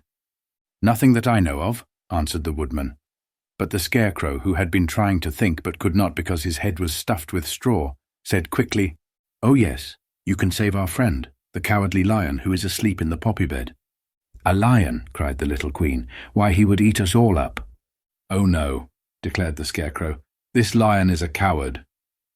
"Really?" asked the mouse. "He says so himself," answered the Scarecrow, "and he would never hurt anyone who is our friend. If you will help us to save him, I promise that he shall treat you all with kindness." "Very well," said the queen. "We will trust you. But what shall we do?" "Are there many of these mice which call you queen and are willing to obey you?" "Oh yes, there are thousands," she replied. "Then send for them all to come here as soon as possible, and let each one bring a long piece of string." The queen turned to the mice that attended her and told them to go at once and get all her people. As soon as they heard her orders, they ran away in every direction as fast as possible. "Now," said the Scarecrow to the Tin Woodman, "you must go to those trees by the riverside and make a truck that will carry the lion." So the woodman went at once to the trees and began to work, and he soon made a truck out of the limbs of trees, from which he chopped away all the leaves and branches. He fastened it together with wooden pegs and made the 4 wheels out of short pieces of a big tree trunk. So fast and so well did he work that by the time the mice began to arrive, the truck was all ready for them. They came from all directions, and there were thousands of them, big mice and little mice and middle-sized mice, and each one brought a piece of string in his mouth. It was about this time that Dorothy woke from her long sleep and opened her eyes. She was greatly astonished to find herself lying upon the grass, with thousands of mice standing around and looking at her timidly. But the Scarecrow told her about everything, and turning to the dignified little mouse, he said, "Permit me to introduce to you Her Majesty the Queen." Dorothy nodded gravely, and the Queen made a courtesy. after which she became quite friendly with the little girl. The Scarecrow and the Woodman now began to fasten the mice to the truck, using the strings they had brought. One end of a string was tied around the neck of each mouse and the other end to the truck. Of course, the truck was 1,000 times bigger than any of the mice who were to draw it. But when all the mice had been harnessed, they were able to pull it quite easily. Even the Scarecrow and the Tin Woodman could sit on it, and were drawn swiftly by their queer little horses to the place where the lion lay asleep. After a great deal of hard work, for the lion was heavy, they managed to get him up on the truck. Then the Queen hurriedly gave her people the order to start, for she feared if the mice stayed among the poppies too long, they also would fall asleep. At first the little creatures, many though they were, could hardly stir the heavily loaded truck, but the Woodman and the Scarecrow both pushed from behind, and they got along better. Soon they rolled the lion out of the poppy bed to the green fields, where he could breathe the sweet fresh air again, instead of the poisonous scent of the flowers. Dorothy came to meet them and thanked the little mice warmly for saving her companion from death. She had grown so fond of the big lion she was glad he had been rescued. Then the mice were unharnessed from the truck and scampered away through the grass to their homes. The Queen of the Mice was the last to leave. "If ever you need us again," she said, "come out into the field and call, and we shall hear you and come to your assistance. Goodbye."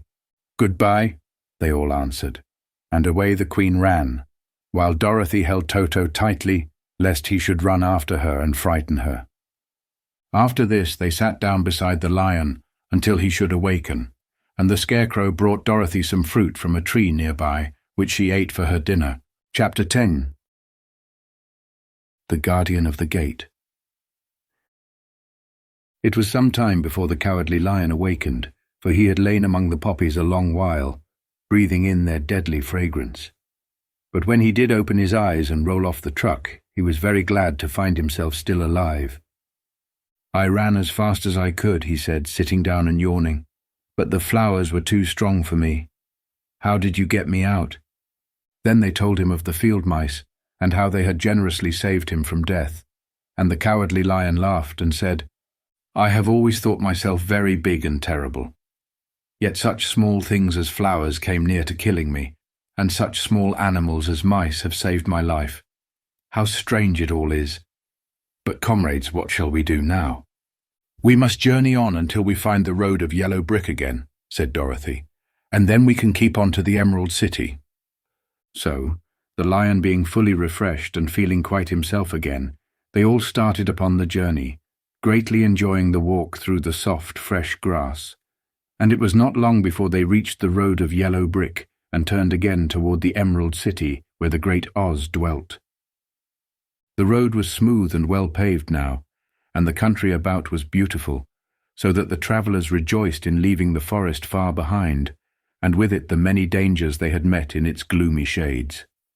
Once more they could see fences built beside the road, but these were painted green, and when they came to a small house, in which a farmer evidently lived, that also was painted green. They passed by several of these houses during the afternoon, and sometimes people came to the doors and looked at them as if they would like to ask questions. But no one came near them nor spoke to them because of the great lion, of which they were much afraid. The people were all dressed in clothing of a lovely emerald green color and wore peaked hats like those of the Munchkins. "This must be the land of Oz," said Dorothy, "and we are surely getting near the Emerald City." "Yes," answered the Scarecrow, "everything is green here, while in the country of the Munchkins blue was the favorite color. But the people do not seem to be as friendly as the Munchkins, and I'm afraid we shall be unable to find a place to pass the night." "I should like something to eat besides fruit," said the girl, "and I'm sure Toto is nearly starved. Let us stop at the next house and talk to the people." So when they came to a good-sized farmhouse, Dorothy walked boldly up to the door and knocked. A woman opened it just far enough to look out and said, "What do you want, child, and why is that great lion with you?" "We wish to pass the night with you, if you will allow us," answered Dorothy, "and the lion is my friend and comrade, and would not hurt you for the world." "Is he tame?" asked the woman, opening the door a little wider. "Oh yes," said the girl, "and he is a great coward too. so that he will be more afraid of you than you are of him." "Well," said the woman, after thinking it over and taking another peep at the lion, "if that is the case, you may come in, and I will give you some supper and a place to sleep." So they all entered the house, where there were, besides the woman, 2 children and a man.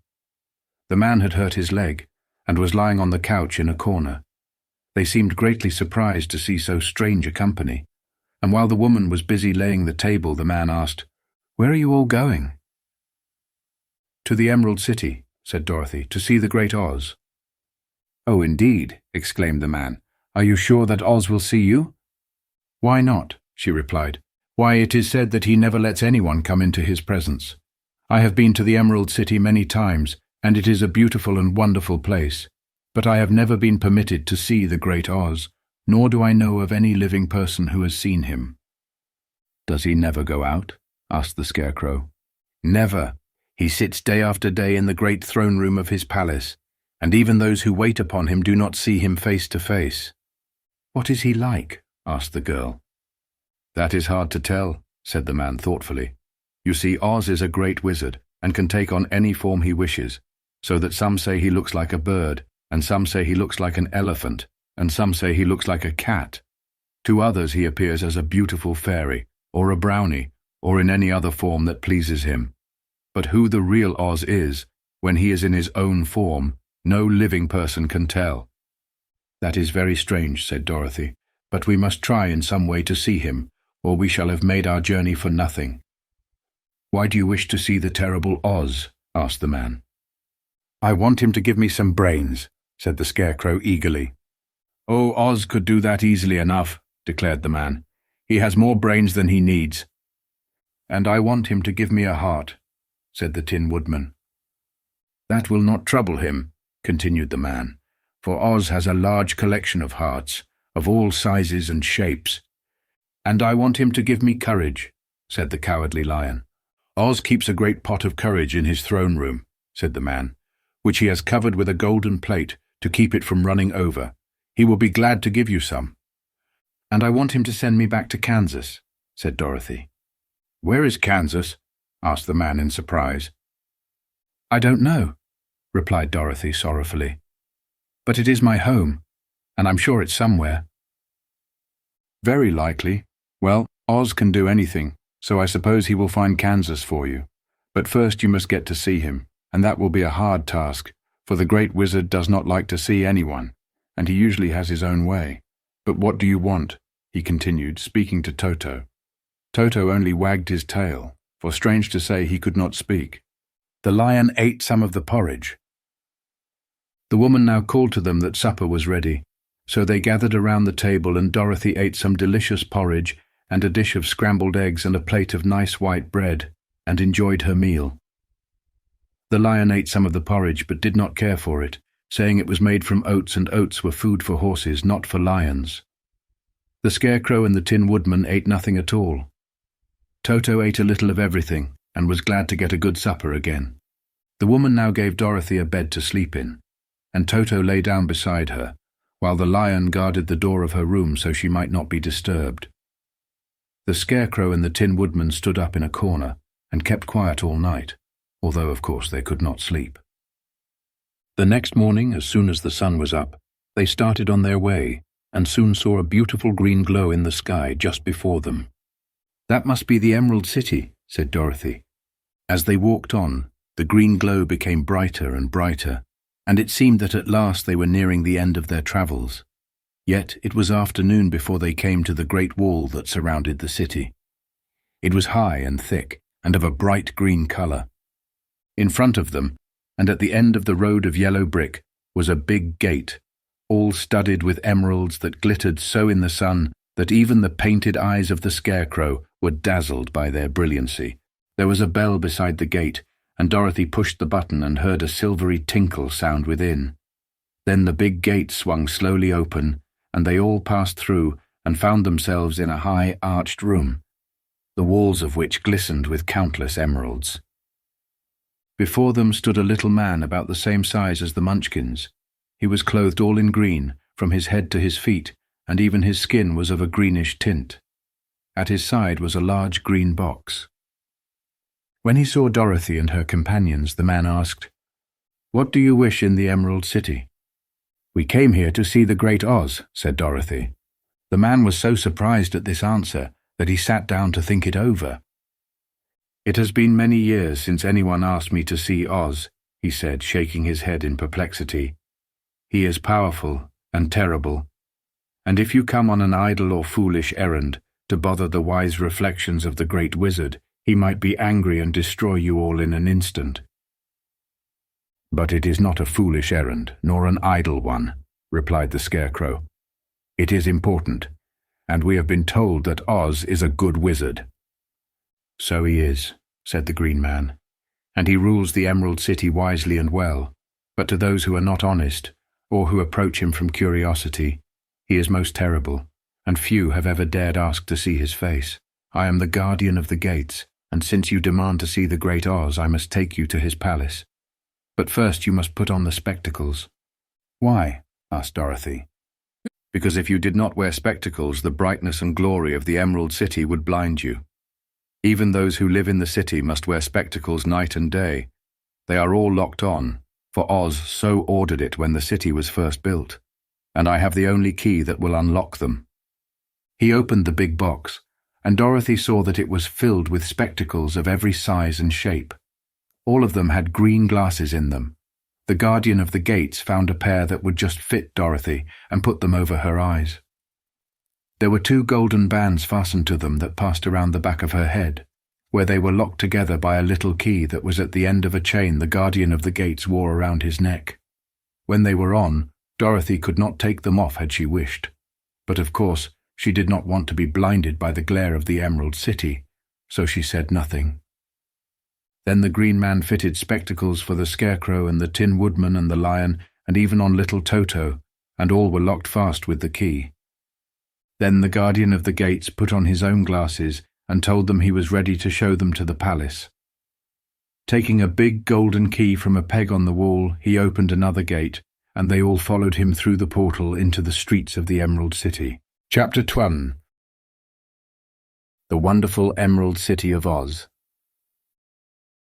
Even with eyes protected by the green spectacles, Dorothy and her friends were at first dazzled by the brilliancy of the wonderful city. The streets were lined with beautiful houses all built of green marble and studded everywhere with sparkling emeralds. They walked over a pavement of the same green marble, and where the blocks were joined together were rows of emeralds, set closely and glittering in the brightness of the sun. The window panes were of green glass, even the sky above the city had a green tint, and the rays of the sun were green. There were many people, men, women and children walking about, and these were all dressed in green clothes and had greenish skins. They looked at Dorothy and her strangely assorted company with wondering eyes, and the children all ran away and hid behind their mothers when they saw the lion. But no one spoke to them. Many shops stood in the street, and Dorothy saw that everything in them was green. Green candy and green popcorn were offered for sale, as well as green shoes, green hats, and green clothes of all sorts. At one place a man was selling green lemonade, and when the children bought it, Dorothy could see that they paid for it with green pennies. There seemed to be no horses nor animals of any kind. The men carried things around in little green carts, which they pushed before them. Everyone seemed happy and contented and prosperous. The guardian of the gates led them through the streets until they came to a big building, exactly in the middle of the city, which was the Palace of Oz, the Great Wizard. There was a soldier before the door, dressed in a green uniform and wearing a long green beard. "Here are strangers," said the guardian of the gates to him, "and they demand to see the Great Oz." "Step inside," answered the soldier, "and I will carry your message to him." So they passed through the palace gates and were led into a big room with a green carpet and lovely green furniture set with emeralds. The soldier made them all wipe their feet upon a green mat before entering this room, and when they were seated he said politely, "Please make yourselves comfortable while I go to the door of the throne room and tell Oz you are here." They had to wait a long time before the soldier returned. When at last he came back, Dorothy asked, "Have you seen Oz?" "Oh no," returned the soldier, "I have never seen him. But I spoke to him as he sat behind his screen and gave him your message. He says he will grant you an audience if you so desire. But each one of you must enter his presence alone, and he will admit but one each day. Therefore, as you must remain in the palace for several days, I will have you shown to rooms where you may rest in comfort after your journey." "Thank you," replied the girl. "That is very kind of Oz." The soldier now blew upon a green whistle, and at once a young girl dressed in a pretty green silk gown entered the room. She had lovely green hair and green eyes, and she bowed low before Dorothy as she said, "Follow me, and I will show you your room." So Dorothy said goodbye to all her friends except Toto, and taking the dog in her arms, followed the green girl through 7 passages and up 3 flights of stairs until they came to a room at the front of the palace. It was the sweetest little room in the world, with a soft, comfortable bed that had sheets of green silk and a green velvet counterpane. There was a tiny fountain in the middle of the room that shot a spray of green perfume into the air, to fall back into a beautifully carved green marble basin. Beautiful green flowers stood in the windows, and there was a shelf with a row of little green books. When Dorothy had time to open these books, she found them full of queer green pictures that made her laugh. They were so funny. In a wardrobe were many green dresses made of silk and satin and velvet, and all of them fitted Dorothy exactly. "Make yourself perfectly at home," said the green girl, "and if you wish for anything, ring the bell. Oz will send for you tomorrow morning." She left Dorothy alone and went back to the others. These she also led to rooms, and each one of them found himself lodged in a very pleasant part of the palace. Of course, this politeness was wasted on the Scarecrow, for when he found himself alone in his room, he stood stupidly in one spot, just within the doorway, to wait till morning. It would not rest him to lie down, and he could not close his eyes, so he remained all night staring at a little spider which was weaving its web in a corner of the room, just as if it were not one of the most wonderful rooms in the world. The Tin Woodman lay down on his bed from force of habit, for he remembered when he was made of flesh. But not being able to sleep, he passed the night moving his joints up and down to make sure they kept in good working order. The lion would have preferred a bed of dried leaves in the forest, and did not like being shut up in a room, but he had too much sense to let this worry him, so he sprang upon the bed and rolled himself up like a cat, and purred himself asleep in a minute. The next morning after breakfast, the Green Maiden came to fetch Dorothy, and she dressed her in one of the prettiest gowns, made of green brocaded satin. Dorothy put on a green silk apron and tied a green ribbon around Toto's neck, and they started for the throne room of the great Oz. First they came to a great hall in which were many ladies and gentlemen of the court, all dressed in rich costumes. These people had nothing to do but talk to each other, but they always came to wait outside the throne room every morning, although they were never permitted to see Oz. As Dorothy entered, they looked at her curiously, and one of them whispered, "Are you really going to look upon the face of Oz the Terrible?" "Of course," answered the girl, "if he will see me." "Oh, he will see you," said the soldier who had taken her message to the wizard, "although he does not like to have people ask to see him. Indeed, at first he was angry, and said I should send you back where you came from. Then he asked me what you looked like, and when I mentioned your silver shoes, he was very much interested. At last I told him about the mark upon your forehead, and he decided he would admit you to his presence." Just then a bell rang, and the green girl said to Dorothy, "That is the signal. You must go into the throne room alone." She opened a little door, and Dorothy walked boldly through and found herself in a wonderful place. It was a big round room with a high-arched roof, and the walls and ceiling and floor were covered with large emeralds set closely together. In the center of the roof was a great light, as bright as the sun, which made the emeralds sparkle in a wonderful manner. But what interested Dorothy most was the big throne of green marble that stood in the middle of the room. It was shaped like a chair and sparkled with gems, as did everything else. In the center of the chair was an enormous head, without body to support it or any arms or legs whatever. There was no hair upon this head, but it had eyes and nose and mouth, and was bigger than the head of the biggest giant. As Dorothy gazed upon this in wonder and fear, the eyes turned slowly and looked at her sharply and steadily. Then the mouth moved, and Dorothy heard a voice say, "I am Oz, the great and terrible. Who are you, and why do you seek me?" It was not such an awful voice as she had expected to come from the big head, so she took courage and answered, "I am Dorothy, the small and meek. I have come to you for help." The eyes looked at her thoughtfully for a full minute. Then said the voice, "Where did you get the silver shoes?" "I got them from the wicked witch of the East, when my house fell on her and killed her," she replied. "Where did you get the mark upon your forehead?" continued the voice. "That is where the good witch of the North kissed me when she bade me goodbye and sent me to you," said the girl. Again the eyes looked at her sharply, and they saw she was telling the truth. Then Oz asked, "What do you wish me to do?" "Send me back to Kansas, where my Aunt Em and Uncle Henry are," she answered earnestly. "I don't like your country, although it is so beautiful. And I'm sure Aunt Em will be dreadfully worried over my being away so long." The eyes winked 3 times, and then they turned up to the ceiling and down to the floor and rolled around so queerly that they seemed to see every part of the room. And at last they looked at Dorothy again. "Why should I do this for you?" asked Oz. "Because you are strong and I am weak, because you are a great wizard, and I am only a helpless little girl," she answered.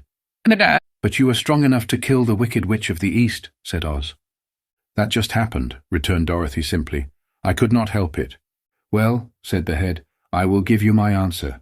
You have no right to expect me to send you back to Kansas unless you do something for me in return. In this country, everyone must pay for everything he gets. If you wish me to use my magic power to send you home again, you must do something for me first. Help me, and I will help you." "What must I do?" asked the girl. "Kill the wicked witch of the West," answered Oz. "But I cannot," exclaimed Dorothy, greatly surprised. "You killed the witch of the East, and you wear the silver shoes, which bear a powerful charm. There is now but one wicked witch left in all this land, and when you can tell me she is dead, I will send you back to Kansas. But not before." The little girl began to weep.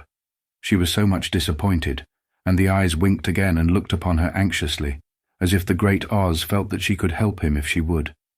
"I never killed anything willingly," she sobbed. "And even if I wanted to, how could I kill the wicked witch? If you, who are great and terrible, cannot kill her yourself, how do you expect me to do it?" "I do not know," said the head, "but that is my answer, and until the wicked witch dies you will not see your uncle and aunt again. Remember that the witch is wicked, tremendously wicked, and ought to be killed. Now go and do not ask to see me again until you have done your task." Sorrowfully, Dorothy left the throne room and went back where the lion and the Scarecrow and the Tin Woodman were waiting to hear what Oz had said to her. "There is no hope for me," she said sadly, "for Oz will not send me home until I have killed the wicked witch of the West, and that I can never do." Her friends were sorry, but could do nothing to help her. So she went to her own room and lay down on the bed and cried herself to sleep. The next morning the soldier with the green whiskers came to the Scarecrow and said, "Come with me, for Oz has sent for you."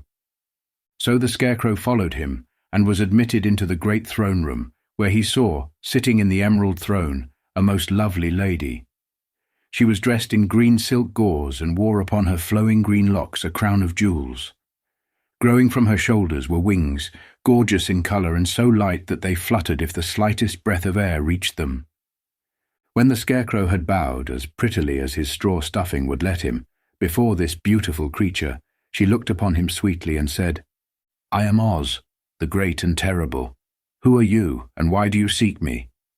Now the Scarecrow, who had expected to see the great head Dorothy had told him of, was much astonished, but he answered her bravely, "I am only a scarecrow stuffed with straw, therefore I have no brains, and I come to you praying that you will put brains in my head instead of straw, so that I may become as much a man as any other in your dominions."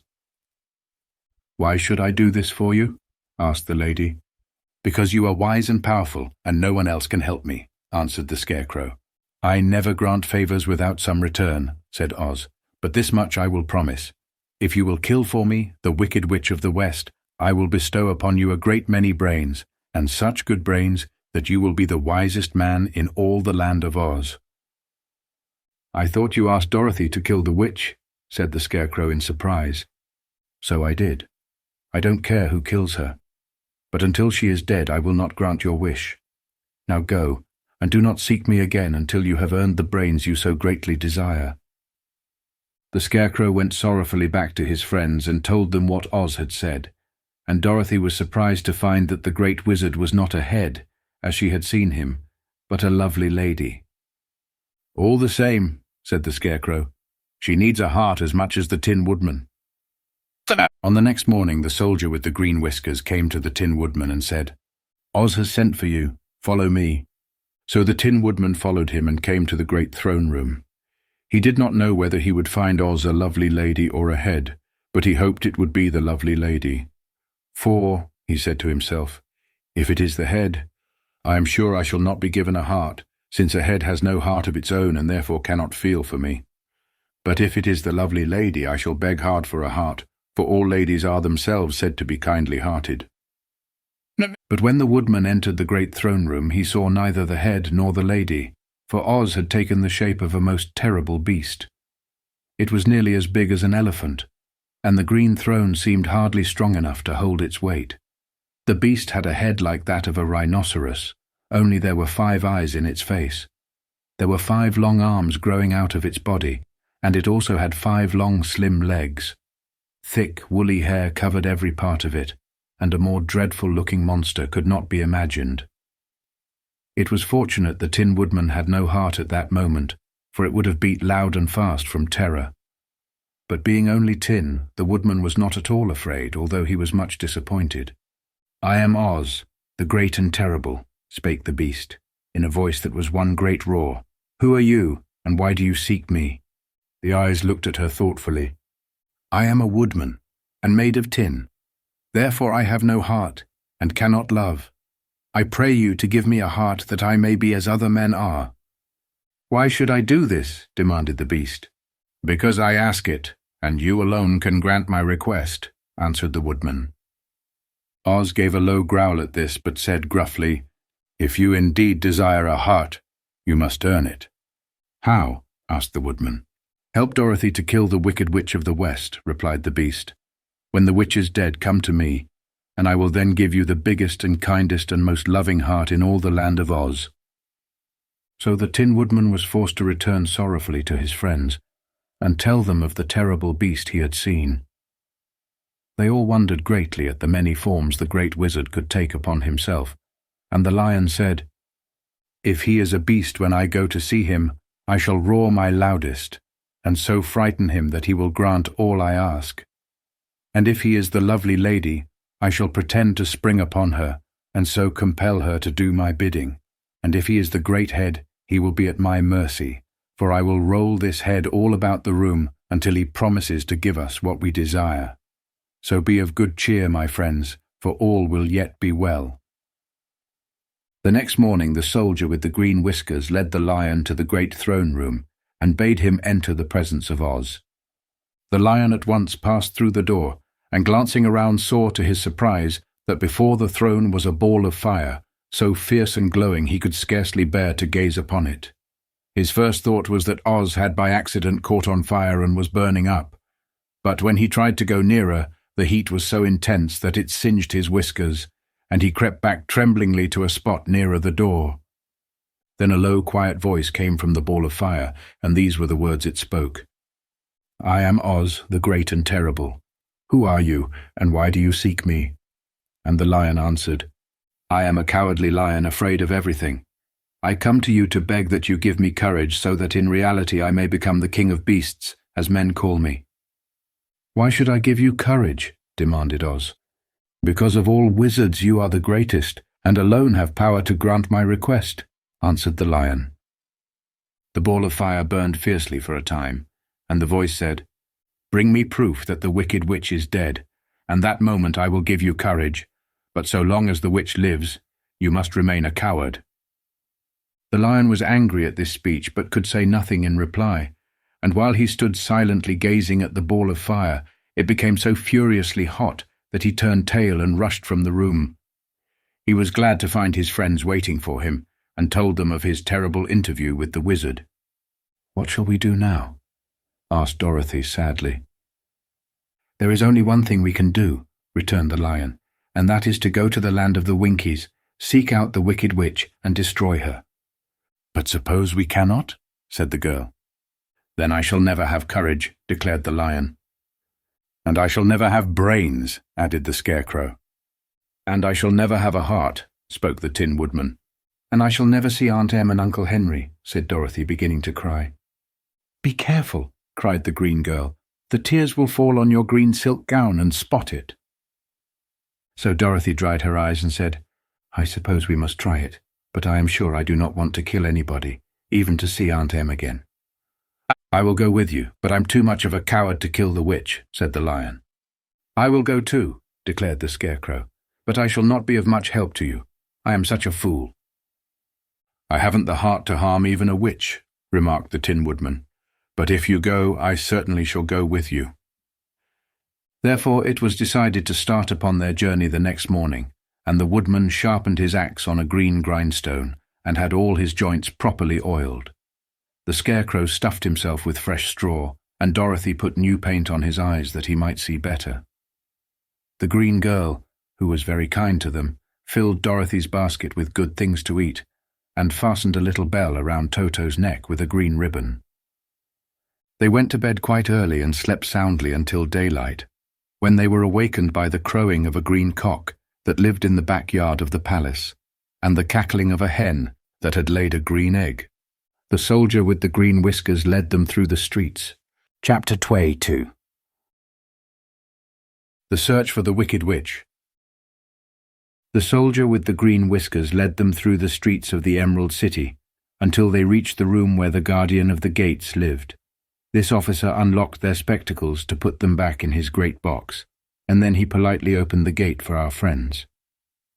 "Which road leads to the Wicked Witch of the West?" asked Dorothy. "There is no road," answered the guardian of the gates. "No one ever wishes to go that way." "How then are we to find her?" inquired the girl. "That will be easy," replied the man, "for when she knows you are in the country of the Winkies, she will find you and make you all her slaves." "Perhaps not," said the Scarecrow, "for we mean to destroy her." "Oh, that is different," said the guardian of the gates. "No one has ever destroyed her before, so I naturally thought she would make slaves of you, as she has of all the rest. But take care, for she is wicked and fierce, and may not allow you to destroy her. Keep to the west, where the sun sets, and you cannot fail to find her." They thanked him and bade him goodbye and turned toward the west, walking over fields of soft grass dotted here and there with daisies and buttercups. Dorothy still wore the pretty silk dress she had put on in the palace, but now, to her surprise, she found it was no longer green, but pure white. The ribbon around Toto's neck had also lost its green color, and was as white as Dorothy's dress. The Emerald City was soon left far behind. As they advanced, the ground became rougher and hillier, for there were no farms nor houses in this country of the West, and the ground was untilled.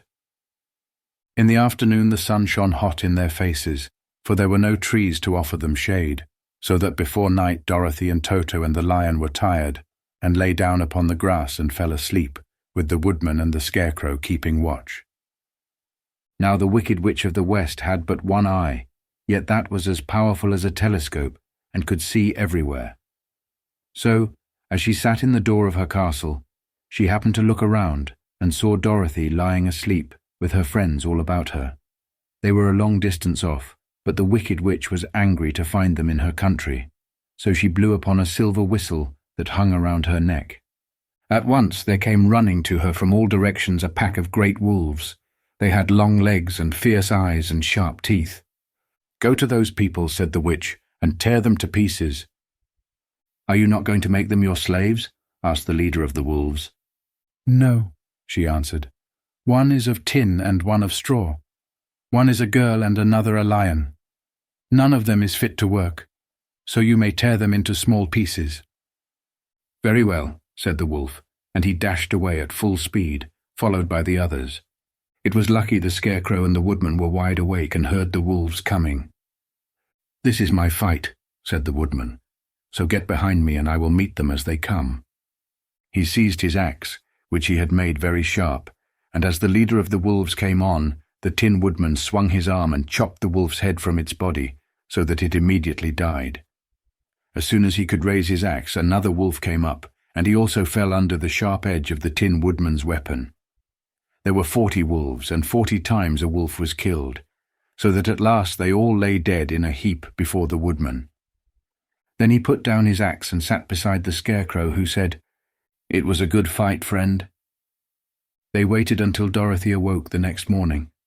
The little girl was quite frightened when she saw the great pile of shaggy wolves, but the Tin Woodman told her all. She thanked him for saving them and sat down to breakfast, after which they started again upon their journey. Now this same morning the Wicked Witch came to the door of her castle and looked out with her one eye that could see afar off. She saw all her wolves lying dead, and the strangers still travelling through her country. This made her angrier than before, and she blew her silver whistle twice. Straightway a great flock of wild crows came flying toward her, enough to darken the sky. And the Wicked Witch said to the King Crow, "Fly at once to the strangers, peck out their eyes and tear them to pieces." The wild crows flew in one great flock toward Dorothy and her companions. When the little girl saw them coming, she was afraid, but the Scarecrow said, "This is my battle, so lie down beside me and you will not be harmed." So they all lay upon the ground except the Scarecrow, and he stood up and stretched out his arms. And when the crows saw him, they were frightened, as these birds always are by scarecrows, and did not dare to come any nearer. But the King Crow said, "It is only a stuffed man. I will peck his eyes out." The King Crow flew at the Scarecrow, who caught it by the head and twisted its neck until it died. And then another crow flew at him, and the Scarecrow twisted its neck also. There were 40 crows, and 40 times the Scarecrow twisted a neck, until at last all were lying dead beside him. Then he called to his companions to rise, and again they went upon their journey. When the Wicked Witch looked out again and saw all her crows lying in a heap, she got into a terrible rage, and blew 3 times upon her silver whistle. Forthwith there was heard a great buzzing in the air, and a swarm of black bees came flying towards her. "Go to the strangers and sting them to death," commanded the witch, and the bees turned and flew rapidly until they came to where Dorothy and her friends were walking. But the woodman had seen them coming, and the Scarecrow had decided what to do. "Take out my straw and scatter it over the little girl and the dog and the lion," he said to the woodman, "and the bees cannot sting them." This the woodman did, and as Dorothy lay close beside the lion and held Toto in her arms, the straw covered them entirely. The bees came and found no one but the woodman to sting, so they flew at him and broke off all their stings against the tin, without hurting the woodman at all. And as bees cannot live when their stings are broken, that was the end of the black bees, and they lay scattered thick about the woodman like little heaps of fine coal. Then Dorothy and the lion got up, and the girl helped the Tin Woodman put the straw back into the Scarecrow again, until he was as good as ever. So they started upon their journey once more. The Wicked Witch was so angry when she saw her black bees in little heaps like fine coal, that she stamped her foot and tore her hair and gnashed her teeth. And then she called a dozen of her slaves, who were the Winkies, and gave them sharp spears, telling them to go to the strangers and destroy them. The Winkies were not a brave people, but they had to do as they were told, so they marched away until they came near to Dorothy. Then the lion gave a great roar and sprang toward them, and the poor Winkies were so frightened that they ran back as fast as they could. When they returned to the castle, the Wicked Witch beat them well with a strap and sent them back to their work, after which she sat down to think what she should do next. She could not understand how all her plans to destroy these strangers had failed, but she was a powerful witch, as well as a wicked one, and she soon made up her mind how to act.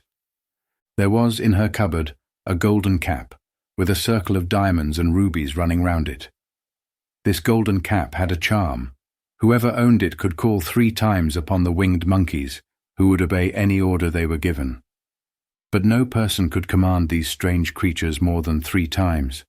Twice already the Wicked Witch had used the charm of the cap. Once was when she had made the Winkies her slaves, and set herself to rule over their country. The winged monkeys had helped her do this. The second time was when she had fought against the great Oz himself and driven him out of the land of the West. The winged monkeys had also helped her in doing this. Only once more could she use this golden cap, for which reason she did not like to do so until all her other powers were exhausted.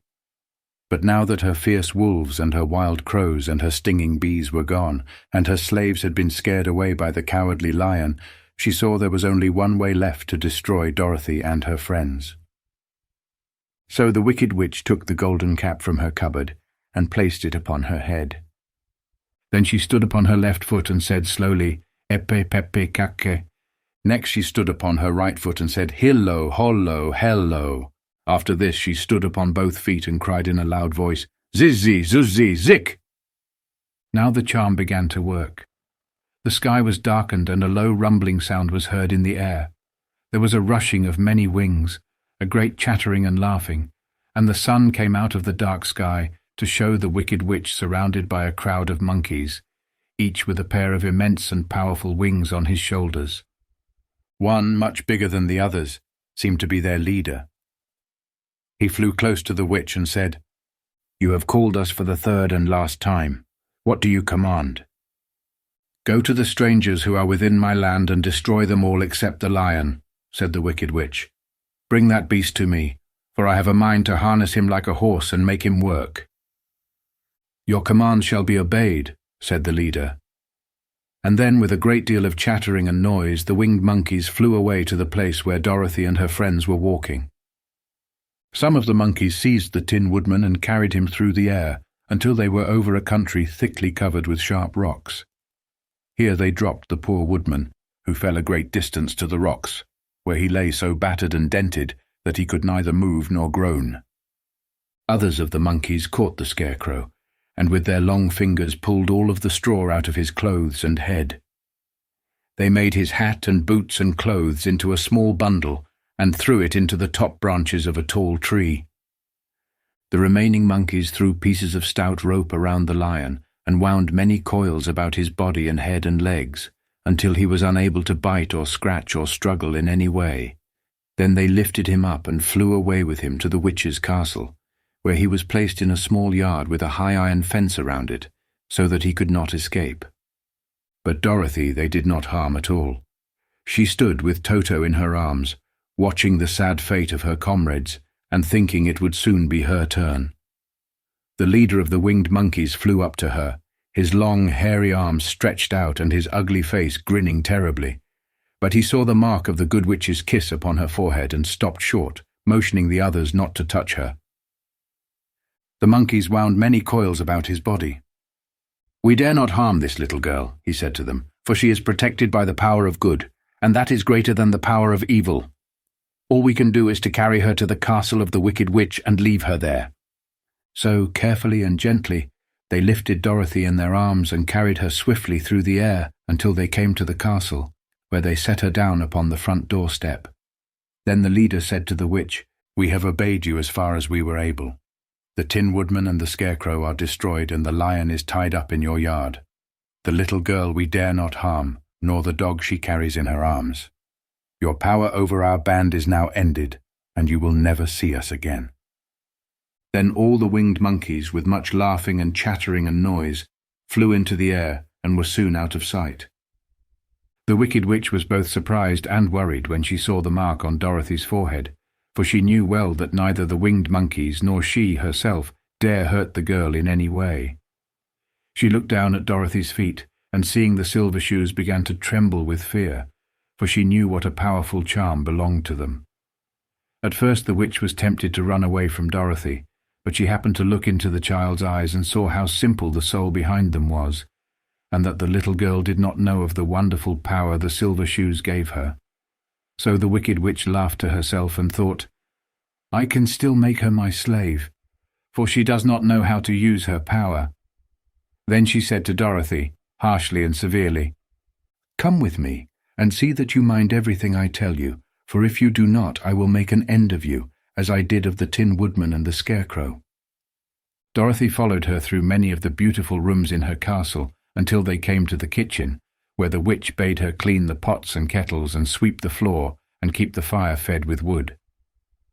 Dorothy went to work meekly, with her mind made up to work as hard as she could, for she was glad the wicked witch had decided not to kill her. With Dorothy hard at work, the witch thought she would go into the courtyard and harness the cowardly lion like a horse. It would amuse her, she was sure, to make him draw her chariot whenever she wished to go to drive. But as she opened the gate, the lion gave a loud roar and bounded at her so fiercely that the witch was afraid, and ran out and shut the gate again. "If I cannot harness you," said the witch to the lion, speaking through the bars of the gate, "I can starve you. You shall have nothing to eat until you do as I wish." So after that she took no food to the imprisoned lion. But every day she came to the gate at noon and asked, "Are you ready to be harnessed like a horse?" And the lion would answer, "No. If you come in this yard, I will bite you." The reason the lion did not have to do as the witch wished was that every night, while the woman was asleep, Dorothy carried him food from the cupboard. After he had eaten, he would lie down on his bed of straw, and Dorothy would lie beside him and put her head on his soft, shaggy mane, while they talked of their troubles and tried to plan some way to escape. But they could find no way to get out of the castle, for it was constantly guarded by the yellow Winkies, who were the slaves of the wicked witch, and too afraid of her not to do as she told them.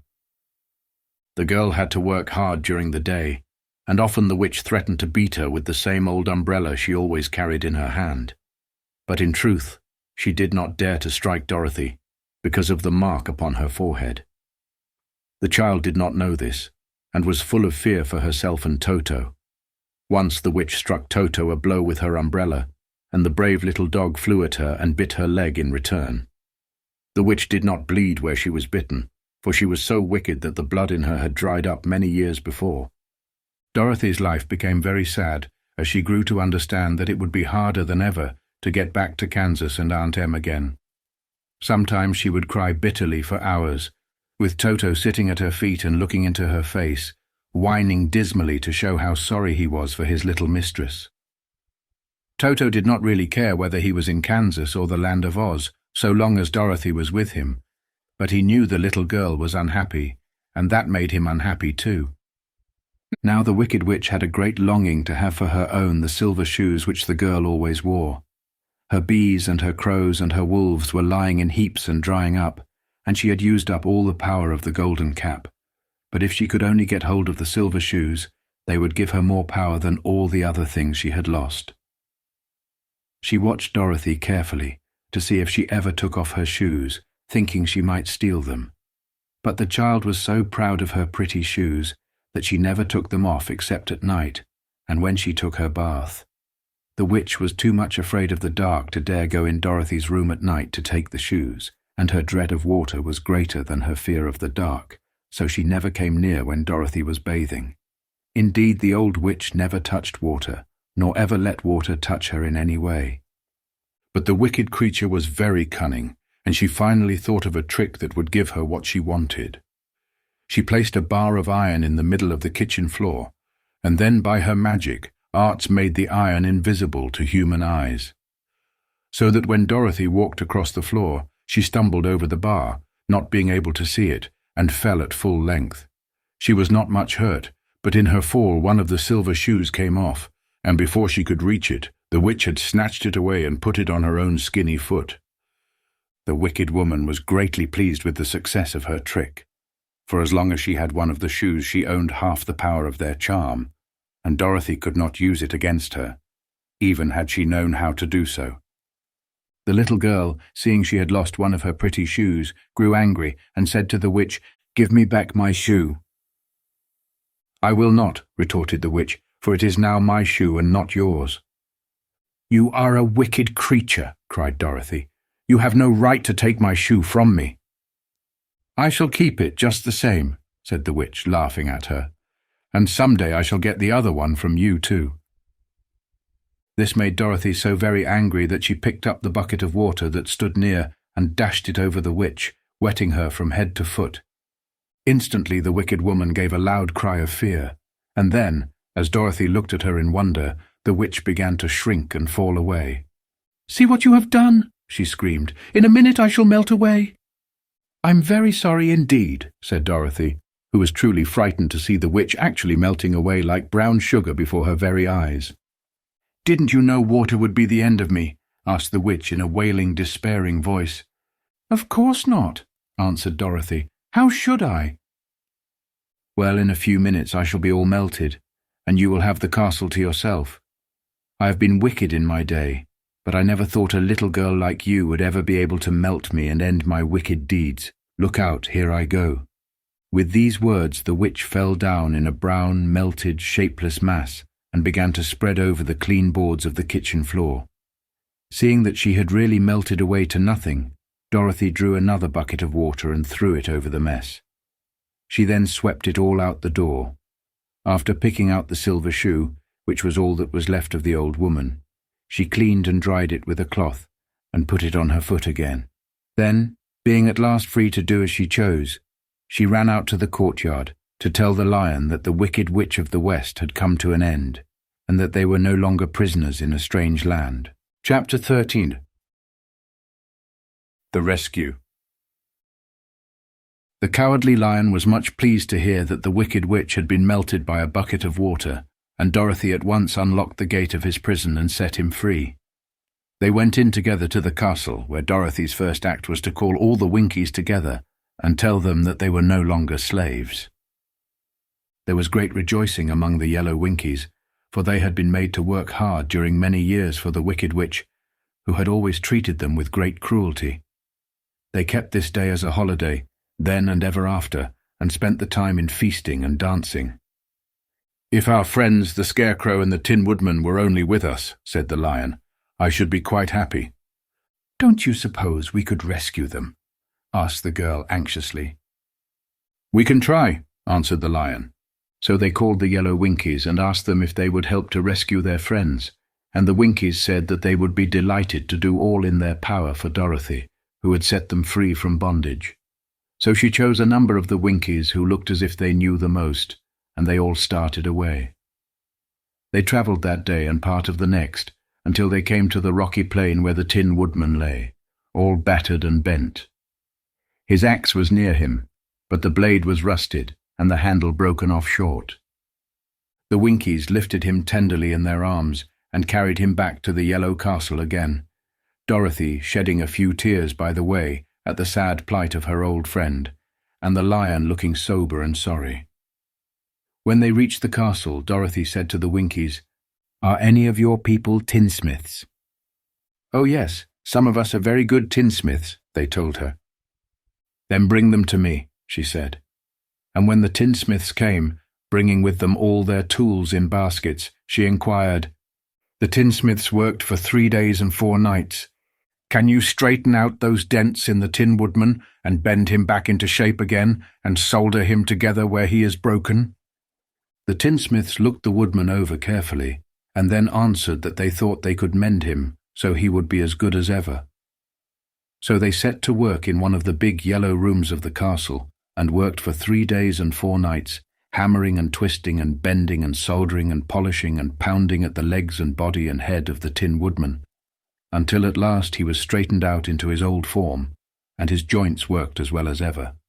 To be sure, there were several patches on him, but the tinsmiths did a good job, and as the woodman was not a vain man, he did not mind the patches at all.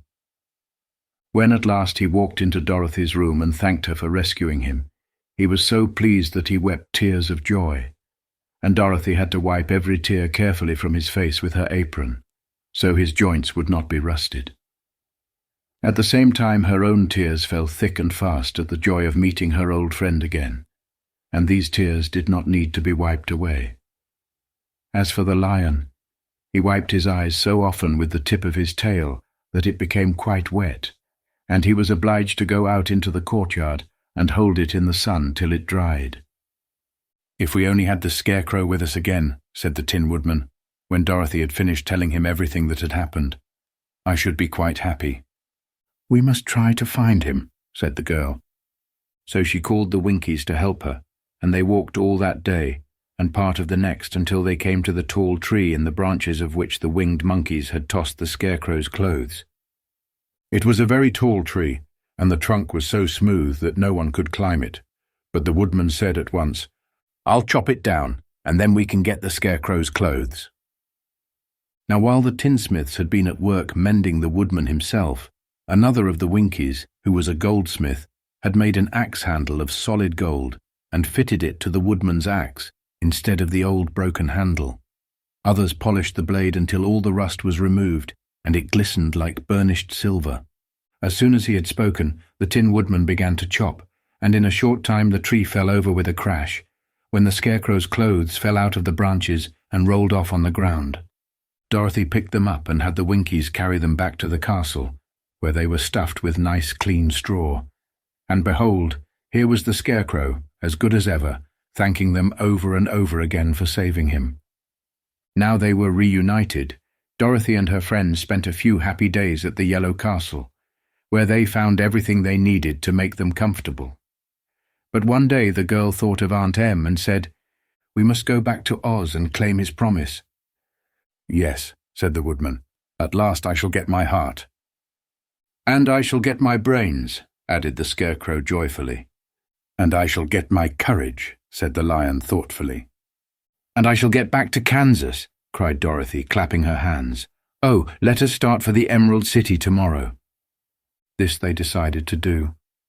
The next day they called the Winkies together and bade them goodbye. The Winkies were sorry to have them go, and they had grown so fond of the Tin Woodman that they begged him to stay and rule over them and the Yellow Land of the West.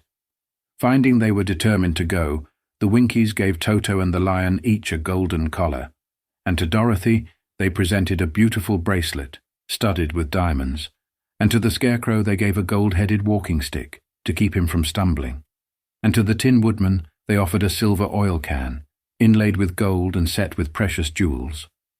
Every one of the travellers made the Winkies a pretty speech in return, and all shook hands with them until their arms ached. Dorothy went to the witch's cupboard to fill her basket with food for the journey, and there she saw the golden cap. She tried it on her own head and found that it fitted her exactly. She did not know anything about the charm of the golden cap, but she saw that it was pretty, so she made up her mind to wear it and carry her sunbonnet in the basket. Then, being prepared for the journey, they all started for the Emerald City, and the Winkies gave them 3 cheers and many good wishes to carry with them. Chapter 14. The Winged Monkeys. You will remember there was no road, not even a pathway, between the castle of the Wicked Witch and the Emerald City. When the 4 travellers went in search of the witch, she had seen them coming, and so sent the winged monkeys to bring them to her. It was much harder to find their way back through the big fields of buttercups and yellow daisies than it was being carried. They knew, of course, they must go straight east, toward the rising sun, and they started off in the right way. But at noon, when the sun was over their heads, they did not know which was east and which was west, and that was the reason they were lost in the great fields. They kept on walking, however, and at night the moon came out and shone brightly. So they lay down among the sweet-smelling yellow flowers and slept soundly until morning, all but the Scarecrow and the Tin Woodman. The next morning the sun was behind a cloud, but they started on, as if they were quite sure which way they were going. "If we walk far enough," said Dorothy, "we shall sometime come to some place, I am sure." But day by day passed away, and they still saw nothing before them but the yellow fields. The Scarecrow began to grumble a bit. "We have surely lost our way," he said, "and unless we find it again in time to reach the Emerald City, I shall never get my brains." "Nor I my heart," declared the Tin Woodman. "It seems to me I can scarcely wait till I get to Oz, and you must admit this is a very long journey." "You see," said the Cowardly Lion with a whimper, "I haven't the courage to keep tramping forever, without getting anywhere at all." Then Dorothy lost heart. She sat down on the grass and looked at her companions, and they sat down and looked at her, and Toto found that for the first time in his life he was too tired to chase a butterfly that flew past his head. So he put out his tongue and panted, and looked at Dorothy as if to ask what they should do next. "Suppose we call the field mice," she suggested. "They could probably tell us the way to the Emerald City." "To be sure they could," cried the Scarecrow. "Why didn't we think of that before?" And Dorothy blew the little whistle she had always carried about her neck since the Queen of the Mice had given it to her. In a few minutes they heard the pattering of tiny feet, and many of the small grey mice came running up to her. Among them was the Queen herself, who asked in her squeaky little voice, "What can I do for my friends?"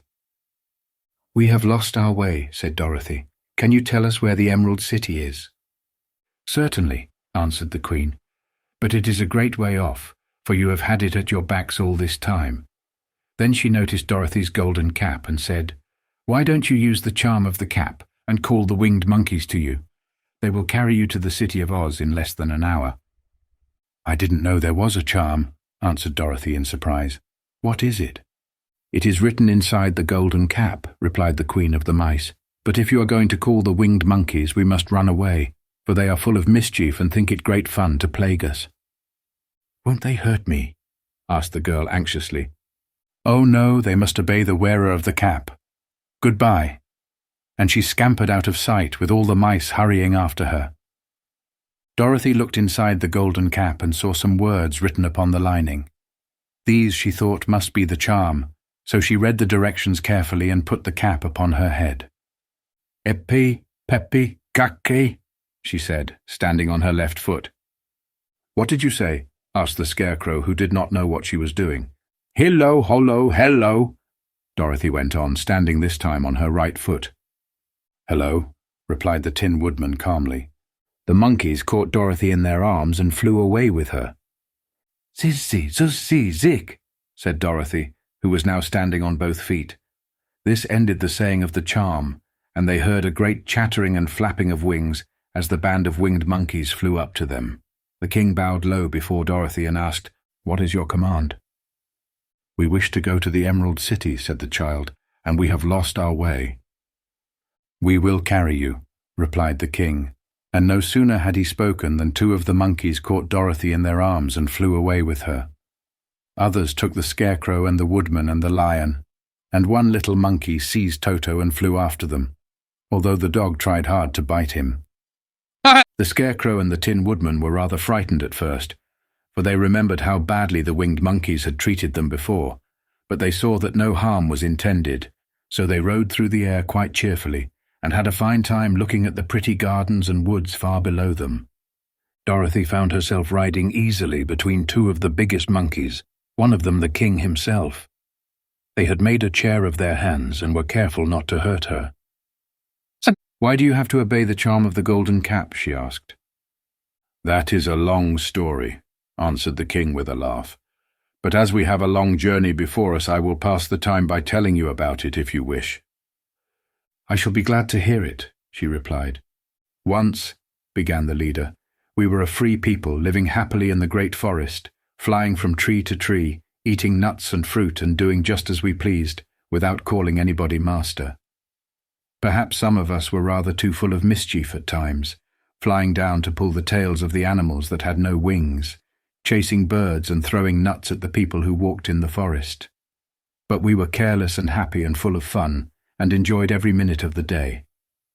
This was many years ago, long before Oz came out of the clouds to rule over this land. There lived here then, away at the north, a beautiful princess, who was also a powerful sorceress. All her magic was used to help the people, and she was never known to hurt anyone who was good. Her name was Gaylet, and she lived in a handsome palace built from great blocks of ruby. Everyone loved her, but her greatest sorrow was that she could find no one to love in return, since all the men were much too stupid and ugly to mate with one so beautiful and wise. At last, however, she found a boy who was handsome and manly and wise beyond his years. Gaylet made up her mind that when he grew to be a man she would make him her husband, so she took him to her ruby palace and used all her magic powers to make him as strong and good and lovely as any woman could wish. When he grew to manhood, Quelala, as he was called, was said to be the best and wisest man in all the land. While his manly beauty was so great that Gaylet loved him dearly, and hastened to make everything ready for the wedding. My grandfather was at that time the king of the winged monkeys, which lived in the forest near Gaylet's palace, and the old fellow loved a joke better than a good dinner. One day, just before the wedding, my grandfather was flying out with his band when he saw Quelala walking beside the river. He was dressed in a rich costume of pink silk and purple velvet, and my grandfather thought he would see what he could do. At his word, the band flew down and seized Quelala, carried him in their arms until they were over the middle of the river, and then dropped him into the water. "Swim out, my fine fellow," cried my grandfather, "and see if the water has spotted your clothes."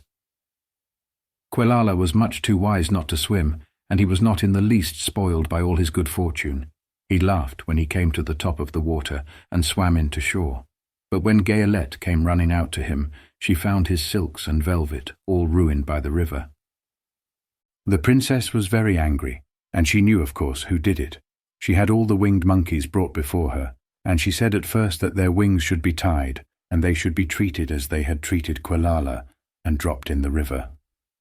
But my grandfather pleaded hard, for he knew the monkeys would drown in the river with their wings tied, and Quelala said a kind word for them also, so that Gayelette finally spared them, on condition that the winged monkeys should ever after do 3 times the bidding of the owner of the golden cap.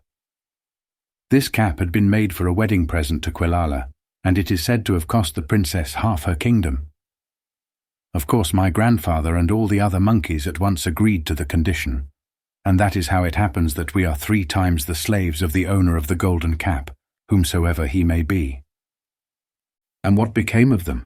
asked Dorothy, who had been greatly interested in the story.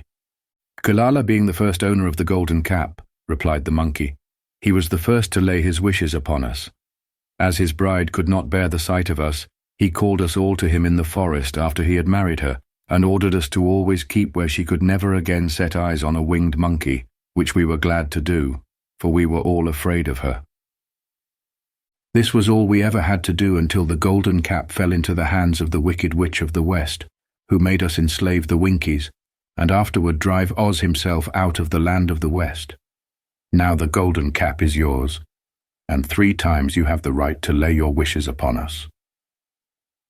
As the Monkey King finished his story, Dorothy looked down and saw the green, shining walls of the Emerald City before them.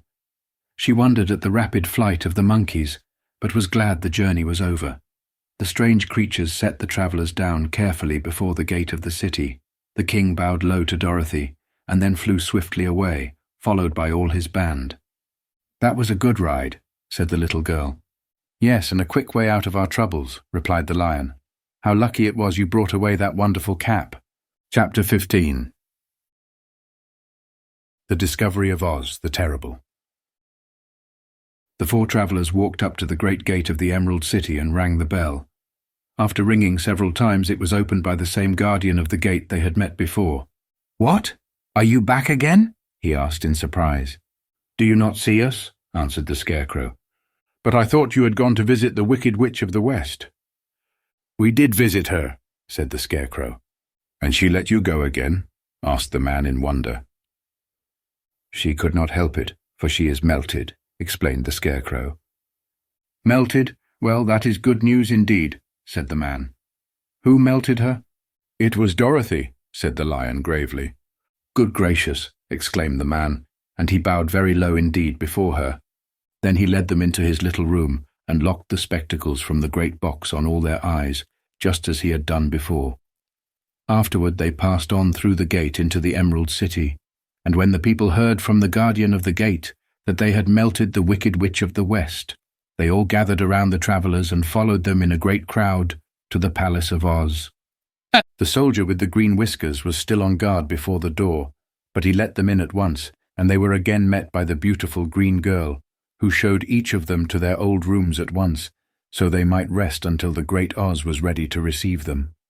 The soldier had the news carried straight to Oz that Dorothy and the other travellers had come back again after destroying the Wicked Witch, but Oz made no reply. They thought the great wizard would send for them at once, but he did not. They had no word from him the next day, nor the next, nor the next. The waiting was tiresome and wearing, and at last they grew vexed that Oz should treat them in so poor a fashion, after sending them to undergo hardships and slavery. So the Scarecrow at last asked the green girl to take another message to Oz, saying if he did not let them in to see him at once, they would call the winged monkeys to help them, and find out whether he kept his promises or not. When the wizard was given this message, he was so frightened that he sent word for them to come to the throne room at 4 minutes after 9 o'clock the next morning. He had once met the winged monkeys in the land of the West, and he did not wish to meet them again. The 4 travelers passed a sleepless night, each thinking of the gift Oz had promised to bestow upon him. Dorothy fell asleep only once, and then she dreamed she was in Kansas, where Aunt Em was telling her how glad she was to have her little girl at home again. Promptly at 9 o'clock the next morning, the green-whiskered soldier came to them, and 4 minutes later they all went into the throne room of the Great Oz. Of course, each one of them expected to see the wizard in the shape he had taken before, and all were greatly surprised when they looked about and saw no one at all in the room. They kept close to the door and closer to one another, for the stillness of the empty room was more dreadful than any of the forms they had seen Oz take.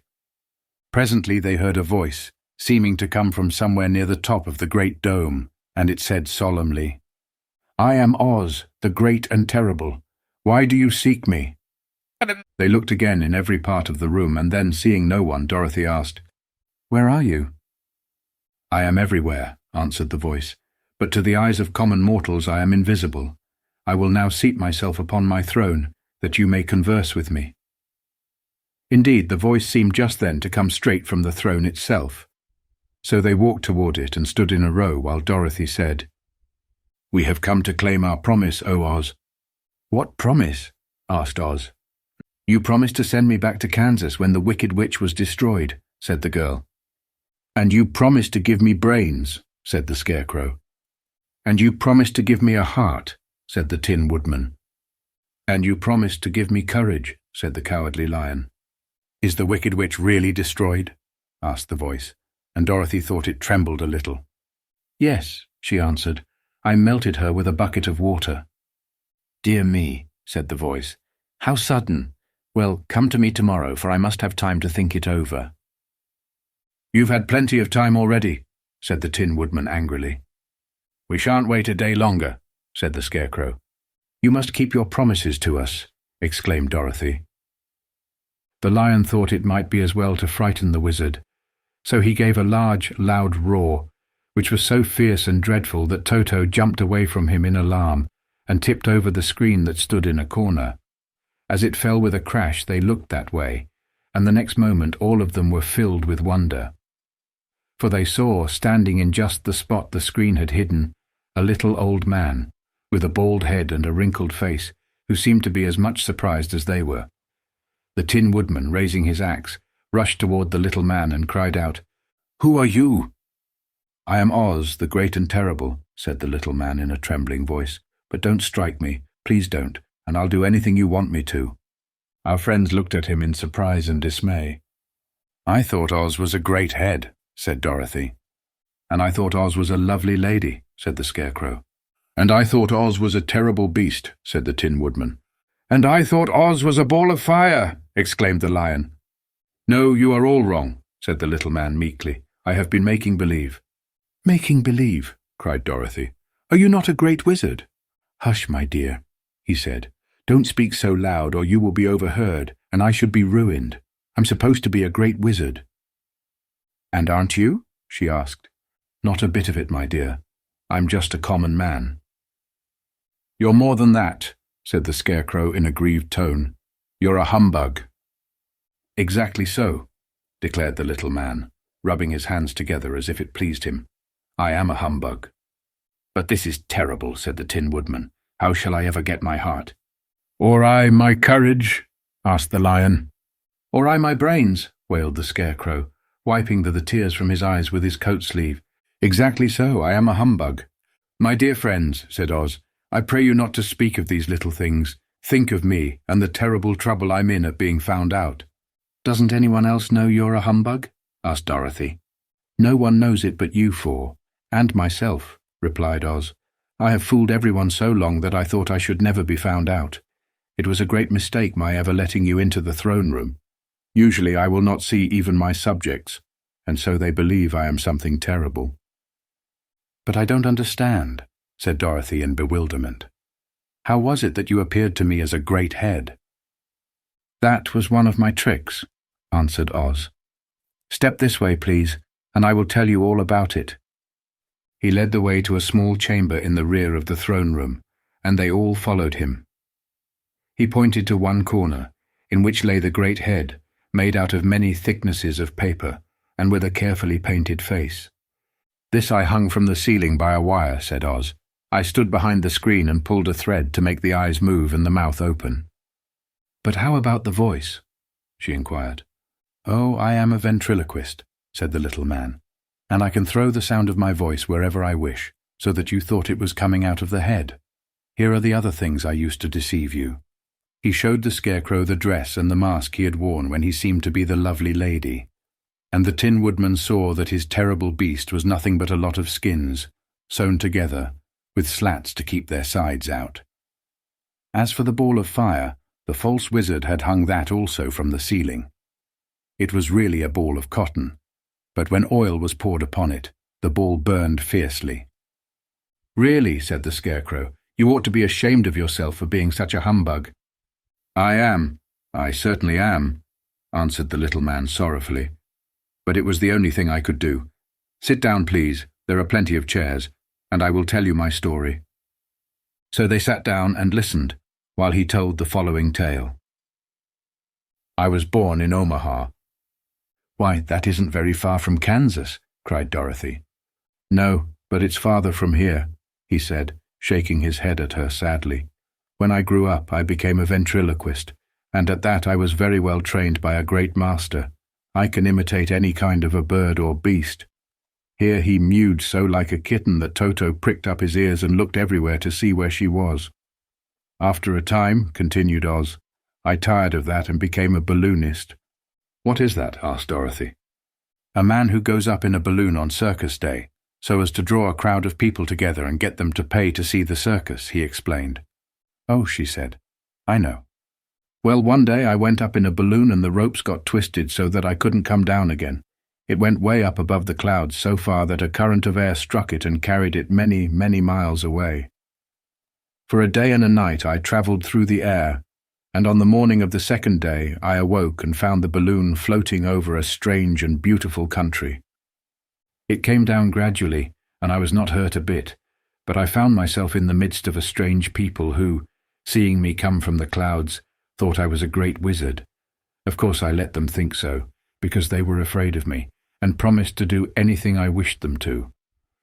Just to amuse myself and keep the good people busy, I ordered them to build this city and my palace, and they did it all willingly and well. Then I thought, as the country was so green and beautiful, I would call it the Emerald City, and to make the name fit better, I put green spectacles on all the people, so that everything they saw was green." "But isn't everything here green?" asked Dorothy. "No more than in any other city," replied Oz. "But when you wear green spectacles, why, of course, everything you see looks green to you. The Emerald City was built a great many years ago, for I was a young man when the balloon brought me here, and I am a very old man now. But my people have worn green glasses on their eyes so long that most of them think it really is an Emerald City, and it certainly is a beautiful place, abounding in jewels and precious metals, and every good thing that is needed to make one happy. I have been good to the people, and they like me, but ever since this palace was built, I have shut myself up and would not see any of them. One of my greatest fears was the witches, for while I had no magical powers at all, I soon found out that the witches were really able to do wonderful things. There were 4 of them in this country, and they ruled the people who live in the north and south and east and west.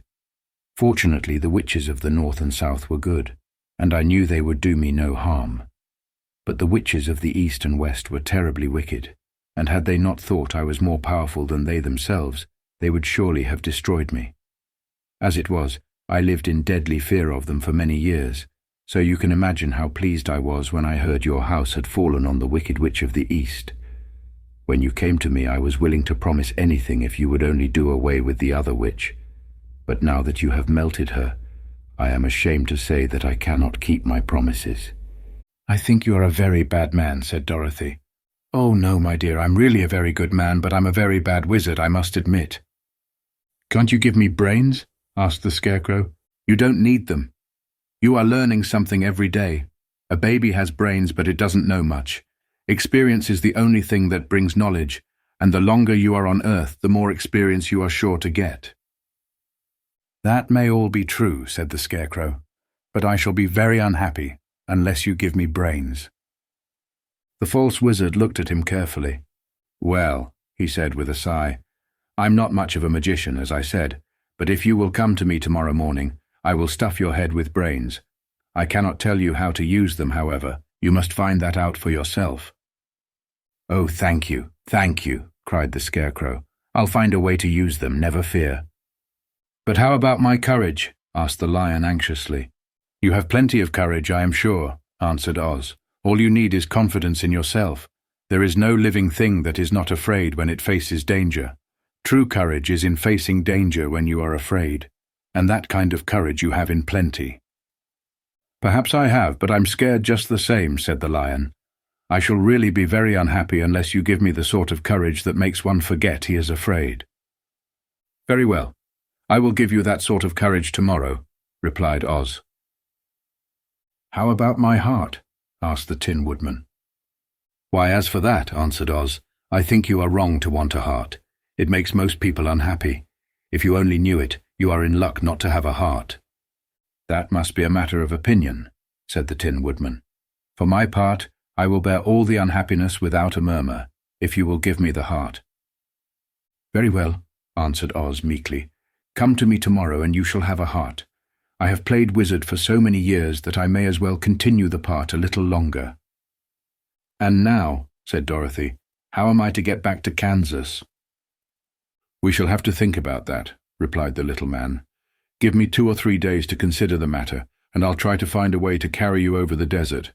In the meantime, you shall all be treated as my guests, and while you live in the palace, my people will wait upon you and obey your slightest wish. There is only one thing I ask in return for my help, such as it is. You must keep my secret and tell no one I am a humbug." They agreed to say nothing of what they had learned, and went back to their rooms in high spirits. Even Dorothy had hoped that the great and terrible humbug, as she called him, would find a way to send her back to Kansas, and if he did that, she was willing to forgive him everything. Chapter 16. The Magic Art of the Great Humbug. Next morning the Scarecrow said to his friends, "Congratulate me. I am going to Oz to get my brains at last. When I return I shall be as other men are." "I have always liked you as you were," said Dorothy simply. "It is kind of you to like a Scarecrow," he replied. "But surely you will think more of me when you hear the splendid thoughts my new brain is going to turn out." Then he said goodbye to them all in a cheerful voice, and went to the throne room, where he rapped upon the door. "Come in," said Oz. The Scarecrow went in and found the little man sitting down by the window, engaged in deep thought. "I have come for my brains," remarked the Scarecrow a little uneasily. "Oh yes, sit down in that chair, please," replied Oz. "You must excuse me for taking your head off, but I shall have to do it in order to put your brains in their proper place." "That's all right," said the Scarecrow. "You are quite welcome to take my head off, as long as it will be a better one when you put it on again." So the wizard unfastened his head and emptied out the straw. Then he entered the back room and took up a measure of bran, which he mixed with a great many pins and needles. Having shaken them together thoroughly, he filled the top of the Scarecrow's head with the mixture and stuffed the rest of the space with straw to hold it in place. When he had fastened the Scarecrow's head on his body again, he said to him, "Hereafter you will be a great man, for I have given you a lot of brand new brains." The Scarecrow was both pleased and proud at the fulfillment of his greatest wish, and having thanked Oz warmly, he went back to his friends. Dorothy looked at him curiously. His head was quite bulging out at the top with brains. "How do you feel?" she asked. "I feel wise indeed," said the Scarecrow. "I feel wise indeed," he answered earnestly. "When I get used to my brains, I shall know everything." "Why are those needles and pins sticking out of your head?" asked the Tin Woodman. "That is proof that he is sharp," remarked the Lion. "Well, I must go to Oz and get my heart," said the Woodman. So he walked to the throne room and knocked at the door. "Come in," called Oz, and the Woodman entered and said, "I have come for my heart." "Very well," answered the little man, "but I shall have to cut a hole in your breast, so I can put your heart in the right place. I hope it won't hurt you." "Oh no," answered the woodman. "I shall not feel it at all." So Oz brought a pair of tinner's shears and cut a small square hole in the left side of the Tin Woodman's breast. Then, going to a chest of drawers, he took out a pretty heart, made entirely of silk and stuffed with sawdust. "Isn't it a beauty?" he asked. "It is indeed," replied the woodman, who was greatly pleased. "But is it a kind heart?" "Oh, very," answered Oz. He put the heart in the woodman's breast, and then replaced the square of tin, soldering it neatly together where it had been cut. "There," said he, "now you have a heart that any man might be proud of. I'm sorry I had to put a patch on your breast, but it really couldn't be helped." "Never mind the patch," exclaimed the happy woodman. "I am very grateful to you and shall never forget your kindness." "Don't speak of it," replied Oz. Then the Tin Woodman went back to his friends, who wished him every joy on account of his good fortune. The lion now walked to the throne room and knocked at the door. "Come in," said Oz. "I have come for my courage," announced the lion, entering the room. "Very well," answered the little man. "I will get it for you." He went to a cupboard and, reaching up to a high shelf, took down a square green bottle, the contents of which he poured into a green gold dish, beautifully carved. Placing this before the cowardly lion, who sniffed at it as if he did not like it, the wizard said, "Drink." "What is it?" asked the lion. "Well," answered Oz, "if it were inside of you, it would be courage. You know, of course, that courage is always inside one, so that this really cannot be called courage until you have swallowed it. Therefore I advise you to drink it as soon as possible." The lion hesitated no longer, but drank till the dish was empty. "How do you feel now?" asked Oz. "Full of courage," replied the lion, who went joyfully back to his friends to tell them of his good fortune. Oz, left to himself, smiled to think of his success in giving the Scarecrow and the Tin Woodman and the lion exactly what they thought they wanted. "How can I help being a humbug," he said, "when all these people make me do things that everybody knows can't be done?" It was easy to make the Scarecrow and the lion and the woodman happy, because they imagined I could do anything. But it will take more than imagination to carry Dorothy back to Kansas, and I'm sure I don't know how it can be done. Chapter 16. How the balloon was launched. For 3 days, Dorothy heard nothing from Oz. These were sad days for the little girl, although her friends were all quite happy and contented. The Scarecrow told them there were wonderful thoughts in his head, but he would not say what they were because he knew no one could understand them but himself. When the Tin Woodman walked about, he felt his heart rattling around in his breast, and he told Dorothy he had discovered it to be a kinder and more tender heart than the one he had owned when he was made of flesh. The lion declared he was afraid of nothing on earth, and would gladly face an army of men or a dozen of the fierce Kalidas. Thus each of the little party was satisfied except Dorothy, who longed more than ever to get back to Kansas. On the 4th day, to her great joy, Oz sent for her, and when she entered the throne room he said pleasantly, "Sit down, my dear. I think I have found the way to get you out of this country." "And back to Kansas?" she asked eagerly. "Well, I'm not sure about Kansas," said Oz, "for I haven't the faintest notion which way it lies. But the first thing to do is to cross the desert, and then it should be easy to find your way home." "How can I cross the desert?" she inquired. "Well, I'll tell you what I think," said the little man. "You see, when I came to this country it was in a balloon. You also came through the air, being carried by a cyclone. So I believe the best way to get across the desert will be through the air. Now it is quite beyond my powers to make a cyclone, but I've been thinking the matter over, and I believe I can make a balloon." "How?" asked Dorothy. "A balloon," said Oz, "is made of silk, which is coated with glue to keep the gas in it. I have plenty of silk in the palace, so it will be no trouble for us to make the balloon. But in all this country, there is no gas to fill the balloon with, to make it float." "If it won't float," remarked Dorothy, "it will be of no use to us." "True," answered Oz, "but there is another way to make it float, which is to fill it with hot air. Hot air isn't as good as gas, for if the air should get cold, the balloon would come down in the desert, and we should be lost." "We!" exclaimed the girl. "Are you going with me?" "Yes, of course," replied Oz. "I'm tired of being such a humbug. If I should go out of this palace, my people would soon discover I am not a wizard, and then they would be vexed with me for having deceived them. So I have to stay shut up in these rooms all day, and it gets tiresome. I'd much rather go back to Kansas with you and be in a circus again." "I shall be glad to have your company," said Dorothy. "Thank you," he answered. "Now if you will help me sew the silk together, we will begin to work on our balloon." So Dorothy took a needle and thread, and as fast as Oz cut the strips of silk into proper shape, the girl sewed them neatly together. First there was a strip of light green silk, then a strip of dark green, and then a strip of emerald green. For Oz had a fancy to make the balloon in different shades of the color about them. It took 3 days to sew all the strips together, but when it was finished, they had a big bag of green silk more than 20 feet long. Then Oz painted it on the inside with a coat of thin glue to make it airtight, after which he announced that the balloon was ready. "But we must have a basket to ride in," he said. So he sent the soldier with the green whiskers for a big clothes basket, which he fastened with many ropes to the bottom of the balloon. When it was all ready, Oz sent word to his people that he was going to make a visit to a great brother wizard who lived in the clouds. The news spread rapidly throughout the city, and everyone came to see the wonderful sight. Oz ordered the balloon carried out in front of the palace, and the people gazed upon it with much curiosity. The Tin Woodman had chopped a big pile of wood, and now he made a fire of it, and Oz held the bottom of the balloon over the fire so that the hot air that arose from it would be caught in the silken bag.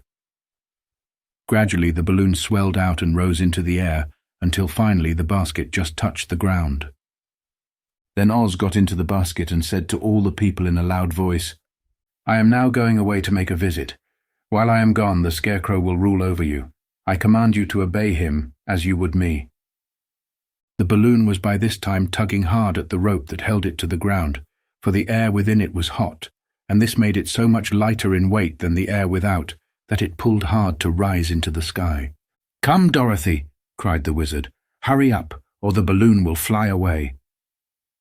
"I can't find Toto anywhere," replied Dorothy, who did not wish to leave her little dog behind.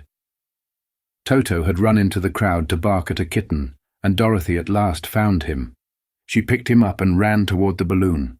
She was within a few steps of it, and Oz was holding out his hands to help her into the basket, when, crack, went the ropes, and the balloon rose into the air without her. "Come back," she screamed. "I want to go too." "I can't come back, my dear," called Oz from the basket. "Goodbye." "Goodbye," shouted everyone, and all eyes were turned upward to where the wizard was riding in the basket, rising every moment farther and farther into the sky. And that was the last any of them ever saw of Oz, the wonderful wizard, though he may have reached Omaha safely, and be there now for all we know. But the people remembered him lovingly, and said to one another, "Oz was always our friend. When he was here, he built for us this beautiful Emerald City, and now he is gone, he has left the wise Scarecrow to rule over us." Still, for many days they grieved over the loss of the wonderful wizard, and would not be comforted. Chapter 68. Away to the South. Dorothy wept bitterly at the passing of her hope to get home to Kansas again, but when she thought it all over, she was glad she had not gone up in a balloon. And she also felt sorry at losing Oz, and so did her companions. The Tin Woodman came to her and said, "Truly I should be ungrateful if I failed to mourn for the man who gave me my lovely heart.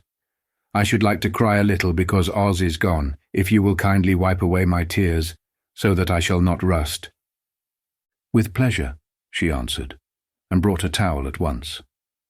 Then the Tin Woodman wept for several minutes, and she watched the tears carefully, and wiped them away with the towel. When he had finished, he thanked her kindly and oiled himself thoroughly with his jeweled oil can to guard against mishap. The Scarecrow was now the ruler of the Emerald City, and although he was not a wizard, the people were proud of him.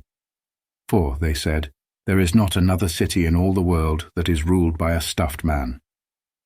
And so far as they knew, they were quite right. The morning after the balloon had gone up with Oz, the 4 travelers met in the throne room and talked matters over.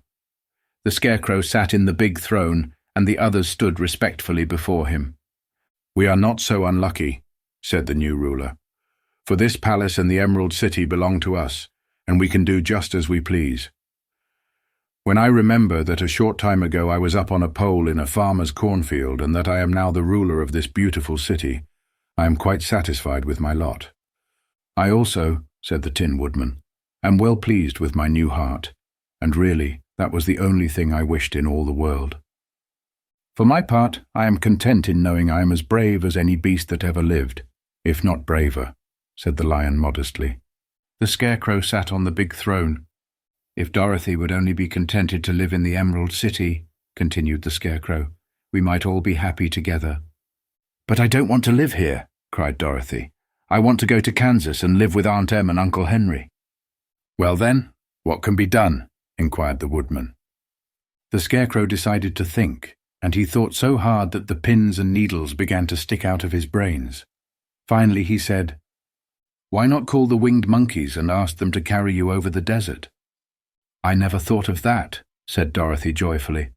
"It's just the thing. I'll go at once for the golden cap." When she brought it into the throne room, she spoke the magic words, and soon the band of winged monkeys flew in through an open window and stood beside her. "This is the second time you have called us," said the Monkey King, bowing before the little girl. "What do you wish?" "I want you to fly with me to Kansas," said Dorothy. But the Monkey King shook his head. "That cannot be done," he said.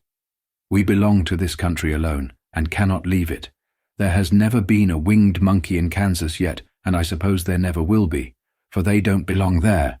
We shall be glad to serve you in any way in our power, but we cannot cross the desert. Goodbye." And with another bow the Monkey King spread his wings and flew away through the window, followed by all his band. Dorothy was almost ready to cry with disappointment. "I have wasted the charm of the golden cap to no purpose," she said, "for the winged monkeys cannot help me." "It is certainly too bad," said the tender-hearted Woodman. The Scarecrow was thinking again, and his head bulged out so horribly that Dorothy feared it would burst. "Let us call in the soldier with the green whiskers," he said, "and ask his advice." So the soldier was summoned and entered the throne room timidly, for while Oz was alive he never was allowed to come further than the door. "This little girl," said the Scarecrow to the soldier, "wishes to cross the desert. How can she do so?" "I cannot tell," answered the soldier, "for nobody has ever crossed the desert, unless it is Oz himself." "Is there no one who can help me?" asked Dorothy earnestly. "Glinda might," he suggested. "Who is Glinda?" inquired the Scarecrow. "The Witch of the South. She is the most powerful of all the witches and rules over the Quadlings. Besides, her castle stands on the edge of the desert, so she may know a way to cross it." "Glinda is a good witch, isn't she?" asked the child. "The Quadlings think she is good," said the soldier, "and she is kind to everyone. I have heard that Glinda is a beautiful woman, who knows how to keep young in spite of the many years she has lived." "How can I get to her castle?" asked Dorothy. "The road is straight to the south," he answered, "but it is said to be full of dangers to travelers. There are wild beasts in the woods, and a race of queer men who do not like strangers to cross their country. For this reason, none of the Quadlings ever come to the Emerald City." The soldier then left them, and the Scarecrow said, "It seems, in spite of dangers, that the best thing Dorothy can do is to travel to the land of the South and ask Glinda to help her. For of course, if Dorothy stays here, she will never get back to Kansas." "You must have been thinking again," remarked the Tin Woodman. "I have," said the Scarecrow. "I shall go with Dorothy," declared the Lion, "for I'm tired of your city and long for the woods and the country again. I'm really a wild beast, you know. Besides, Dorothy will need someone to protect her." "That is true," agreed the Woodman. "My axe may be of service to her, so I also will go with her to the land of the South." "When shall we start?" asked the Scarecrow. "Are you going?" they asked in surprise. "Certainly. If it wasn't for Dorothy, I should never have had brains. She lifted me from the pole in the cornfield and brought me to the Emerald City. So my good luck is all due to her, and I shall never leave her until she starts back to Kansas for good and all." "Thank you," said Dorothy gratefully. "You are all very kind to me. but I should like to start as soon as possible." "We shall go tomorrow morning," returned the Scarecrow. "So now let us all get ready, for it will be a long journey." Chapter 17. Attacked by the fighting trees. The next morning Dorothy kissed the pretty green girl goodbye, and they all shook hands with the soldier with the green whiskers, who had walked with them as far as the gate. When the guardian of the gate saw them again, he wondered greatly that they could leave the beautiful city to get into new trouble. But he at once unlocked their spectacles, which he put back into the green box, and gave them many good wishes to carry with them. "You are now our ruler," he said to the Scarecrow, "so you must come back to us as soon as possible." "I certainly shall if I am able," the Scarecrow replied, "but I must help Dorothy to get home first." As Dorothy bade the good-natured guardian a last farewell, she said, "I have been very kindly treated in your lovely city, and everyone has been good to me. I cannot tell you how grateful I am." "Don't try, my dear," he answered. "We should like to keep you with us, but if it is your wish to return to Kansas, I hope you will find a way." He then opened the gate of the outer wall, and they walked forth and started upon their journey. The sun shone brightly as our friends turned their faces toward the land of the south. They were all in the best of spirits and laughed and chatted together. Dorothy was once more filled with the hope of getting home, and the Scarecrow and the Tin Woodman were glad to be of use to her. As for the lion, he sniffed the fresh air with delight and whisked his tail from side to side in pure joy at being in the country again, while Toto ran around them and chased the moths and butterflies, barking merrily all the time. "City life does not agree with me at all," remarked the lion as they walked along at a brisk pace. "I have lost much flesh since I lived there, and now I am anxious for a chance to show the other beasts how courageous I have grown." The branches bent down and twined around him. They now turned and took a last look at the Emerald City.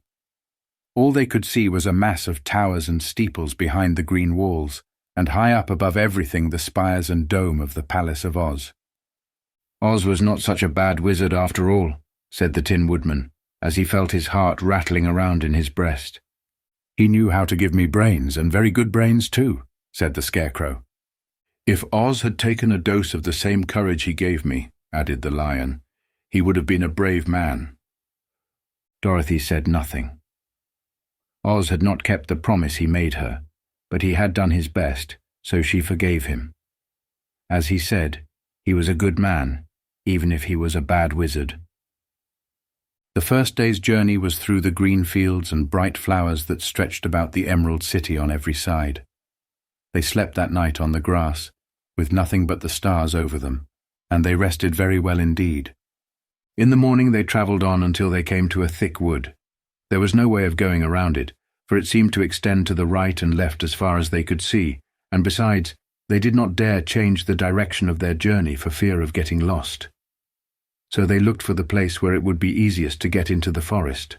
The Scarecrow, who was in the lead, finally discovered a big tree with such wide-spreading branches that there was room for the party to pass underneath.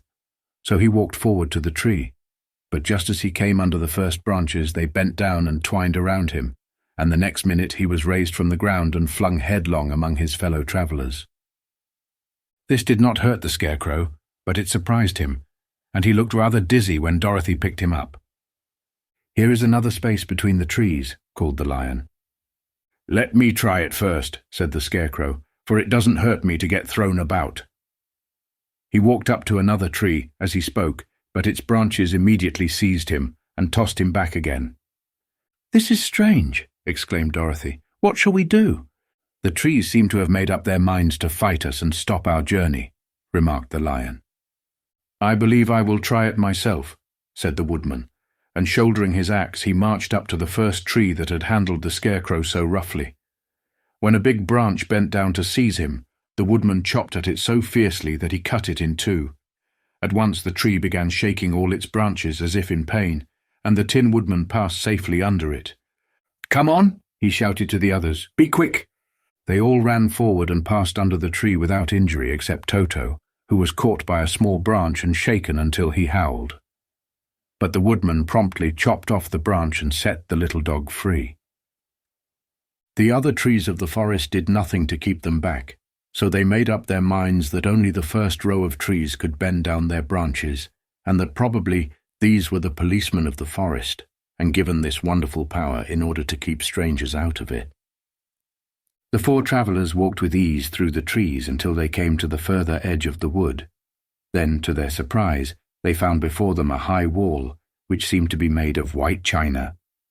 It was smooth, like the surface of a dish, and higher than their heads. "What shall we do now?" asked Dorothy. "I will make a ladder," said the Tin Woodman, "for we certainly must climb over the wall." Chapter 20. The Dainty China Country. While the woodman was making a ladder from wood, which he found in the forest, Dorothy lay down and slept, for she was tired by the long walk. The lion also curled himself up to sleep, and Toto lay beside him.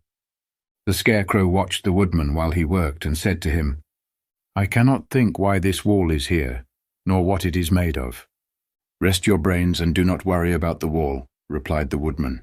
"When we have climbed over it, we shall know what is on the other side." After a time the ladder was finished. It looked clumsy, but the Tin Woodman was sure it was strong and would answer their purpose. The Scarecrow waked Dorothy and the lion and Toto, and told them that the ladder was ready. The Scarecrow climbed up the ladder first, but he was so awkward that Dorothy had to follow close behind and keep him from falling off. When he got his head over the top of the wall, the Scarecrow said, "Oh my!" "Go on," exclaimed Dorothy. So the Scarecrow climbed further up and sat down on the top of the wall, and Dorothy put her head over and cried, "Oh my!" just as the Scarecrow had done. Then Toto came up and immediately began to bark, but Dorothy made him be still. The lion climbed the ladder next, and the Tin Woodman came last, but both of them cried, "Oh my!" as soon as they looked over the wall.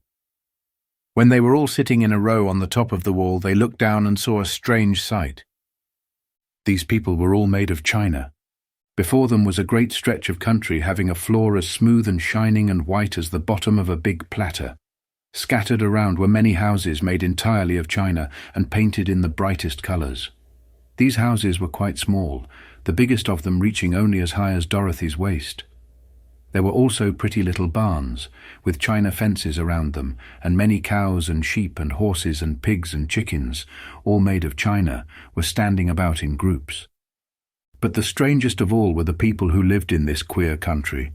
There were milkmaids and shepherdesses, with bright-coloured bodices and golden spots all over their gowns, and princesses with most gorgeous frocks of silver and gold and purple, and shepherds dressed in knee-breeches with pink and yellow and blue stripes down them, and golden buckles on their shoes, and princes with jewelled crowns upon their heads, wearing ermine robes and satin doublets, and funny clowns in ruffled gowns, with round red spots upon their cheeks and tall pointed caps.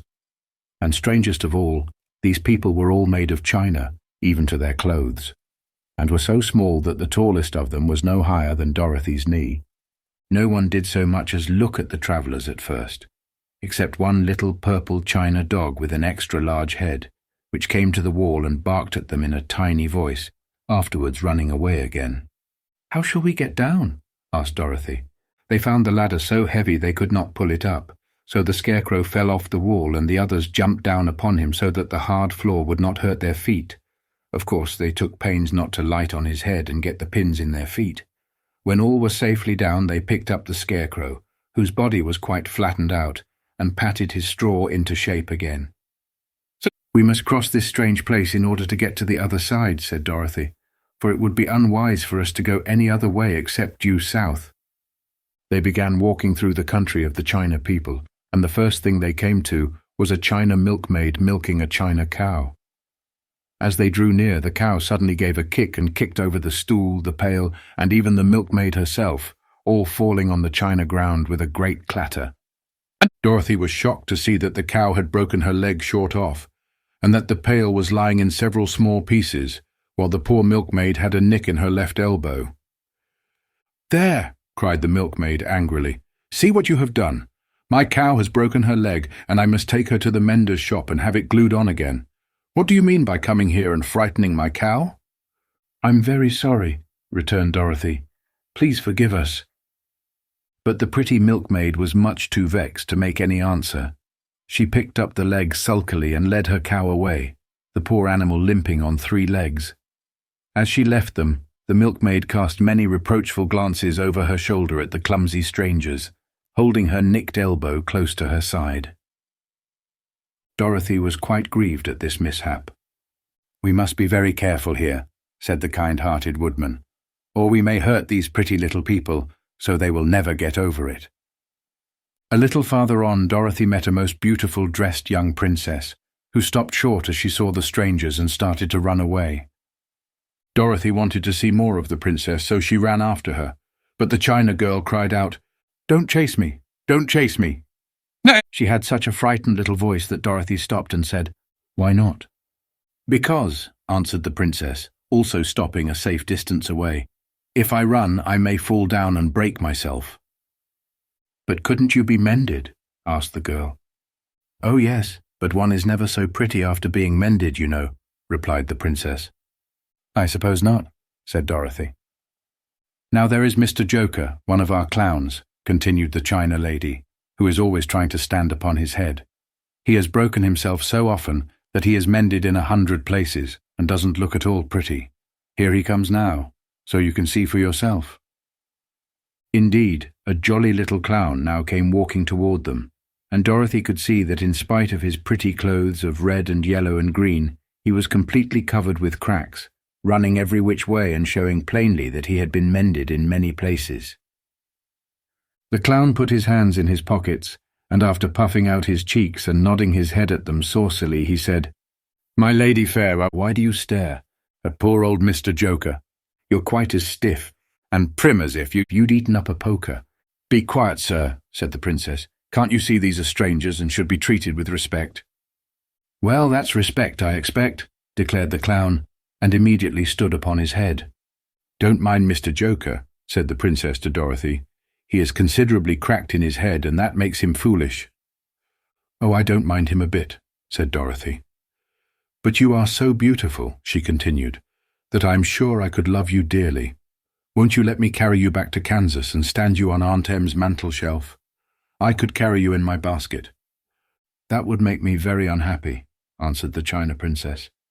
"You see, here in our own country we live contentedly and can talk and move around as we please. But whenever any of us are taken away, our joints at once stiffen, and we can only stand straight and look pretty. Of course, that is all that is expected of us when we are on mantel shelves and cabinets and drawing-room tables. But our lives are much pleasanter here in our own country." "I would not make you unhappy for all the world," exclaimed Dorothy. "So I'll just say goodbye." "Goodbye," replied the princess. They walked carefully through the China country. The little animals and all the people scampered out of their way, fearing the strangers would break them, and after an hour or so, the travellers reached the other side of the country and came to another China wall. It was not as high as the first, however, and by standing upon the lion's back they all managed to scramble to the top. Then the lion gathered his legs under him and jumped on the wall, but just as he jumped he upset a China church with his tail and smashed it all to pieces. "That was too bad," said Dorothy, "but really I think we were lucky in not doing these little people more harm than breaking a cow's leg and a church. They are all so brittle." "They are indeed," said the Scarecrow, "and I am thankful I am made of straw and cannot be easily damaged. There are worse things in the world than being a scarecrow." Chapter 21. The lion becomes the king of beasts. After climbing down from the China wall, the travellers found themselves in a disagreeable country, full of bogs and marshes and covered with tall rank grass. It was difficult to walk far without falling into muddy holes, for the grass was so thick that it hid them from sight. However, by carefully picking their way, they got safely along until they reached solid ground. But here the country seemed wilder than ever, and after a long and tiresome walk through the underbrush, they entered another forest, where the trees were bigger and older than any they had ever seen. "This forest is perfectly delightful," declared the lion, looking around him with joy. "Never have I seen a more beautiful place." "It seems gloomy," said the Scarecrow. "Not a bit of it," answered the lion. "I should like to live here all my life.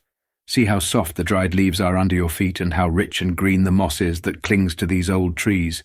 Surely no wild beast could wish a pleasanter home." "Perhaps there are wild beasts in the forest now," said Dorothy. "I suppose there are," returned the lion, "but I do not see any of them about." They walked through the forest until it became too dark to go any farther. Dorothy and Toto and the lion lay down to sleep, while the woodman and the Scarecrow kept watch over them as usual. When morning came, they started again. Before they had gone far, they heard a low rumble, as of the growling of many wild animals. Toto whimpered a little, but none of the others was frightened, and they kept along the well-trodden path until they came to an opening in the wood, in which were gathered hundreds of beasts of every variety. There were tigers and elephants and bears and wolves and foxes, and all the others in the natural history, and for a moment Dorothy was afraid. But the lion explained that the animals were holding a meeting, and he judged by their snarling and growling that they were in great trouble. As he spoke, several of the beasts caught sight of him, and at once the great assemblage hushed as if by magic. The biggest of the tigers came up to the lion and bowed, saying, "Welcome, O King of Beasts.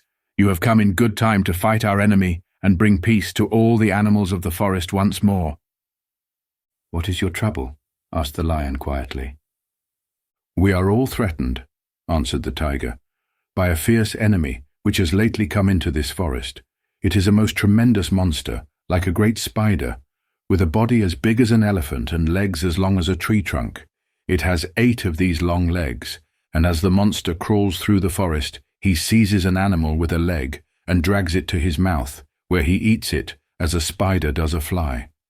Not one of us is safe while this fierce creature is alive, and we had called a meeting to decide how to take care of ourselves when you came among us." The lion thought for a moment. "Are there any other lions in this forest?" he asked. "No, there were some, but the monster has eaten them all. And besides, they were none of them nearly so large and brave as you." "If I put an end to your enemy, will you bow down to me and obey me as king of the forest?" inquired the lion. "We will do that gladly," returned the tiger, and all the other beasts roared with a mighty roar. "We will." "Where is this great spider of yours now?" asked the lion. "Yonder among the oak trees," said the tiger, pointing with his forefoot. "Take good care of these friends of mine," said the lion, "and I will go at once to fight the monster." No. He bade his comrades goodbye and marched proudly away to do battle with the enemy. The great spider was lying asleep when the lion found him, and it looked so ugly that its foe turned up his nose in disgust. Its legs were quite as long as the tiger had said, and its body covered with coarse black hair. It had a great mouth, with a row of sharp teeth a foot long, but its head was joined to the pudgy body by a neck as slender as a wasp's waist. This gave the lion a hint of the best way to attack the creature, and as he knew it was easier to fight it asleep than awake, he gave a great spring and landed directly upon the monster's back. Then, with one blow of his heavy paw, all armed with sharp claws, he knocked the spider's head from its body. Jumping down, he watched it until the long legs stopped wiggling, when he knew it was quite dead. The lion went back to the opening where the beasts of the forest were waiting for him and said proudly, "You need fear your enemy no longer." Then the beasts bowed down to the lion as their king, and he promised to come back and rule over them as soon as Dorothy was safely on her way to Kansas. Chapter 22. The Country of the Quadlings. The head shot forward and struck the Scarecrow. The 4 travelers passed through the rest of the forest in safety, and when they came out from its gloom saw before them a steep hill, covered from top to bottom with great pieces of rock. "That will be a hard climb," said the Scarecrow, "but we must get over the hill nevertheless." So he led the way and the others followed. They had nearly reached the first rock when they heard a rough voice cry out, "Keep back!" "Who are you?" asked the Scarecrow. Then a head showed itself over the rock, and the same voice said, "This hill belongs to us, and we don't allow anyone to cross it." "But we must cross it," said the Scarecrow. "We're going to the country of the Quadlings." "But you shall not," replied the voice, and there stepped from behind the rock the strangest man the travellers had ever seen. He was quite short and stout and had a big head, which was flat at the top and supported by a thick neck full of wrinkles. But he had no arms at all, And seeing this, the Scarecrow did not fear that so helpless a creature could prevent them from climbing the hill.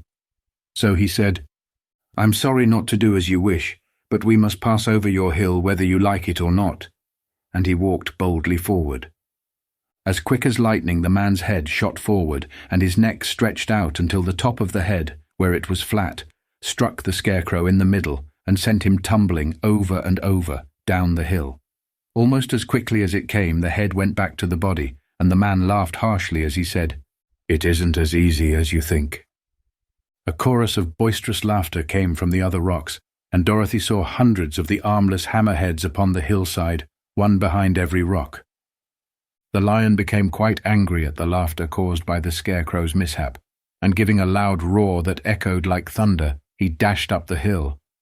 Again a head shot swiftly out, and the great lion went rolling down the hill as if he had been struck by a cannonball. Dorothy ran down and helped the Scarecrow to his feet, and the lion came up to her, feeling rather bruised and sore, and said, "It is useless to fight people with shooting heads. No one can withstand them." "What can we do then?" she asked. "Call the winged monkeys," suggested the Tin Woodman. "You have still the right to command them once more." "Very well," she answered, and putting on the golden cap she uttered the magic words. The monkeys were as prompt as ever, and in a few moments the entire band stood before her. "What are your commands?" inquired the king of the monkeys, bowing low. "Carry us over the hill to the country of the Quadlings," answered the girl. "It shall be done," said the king, and at once the winged monkeys caught the four travellers and Toto up in their arms and flew away with them.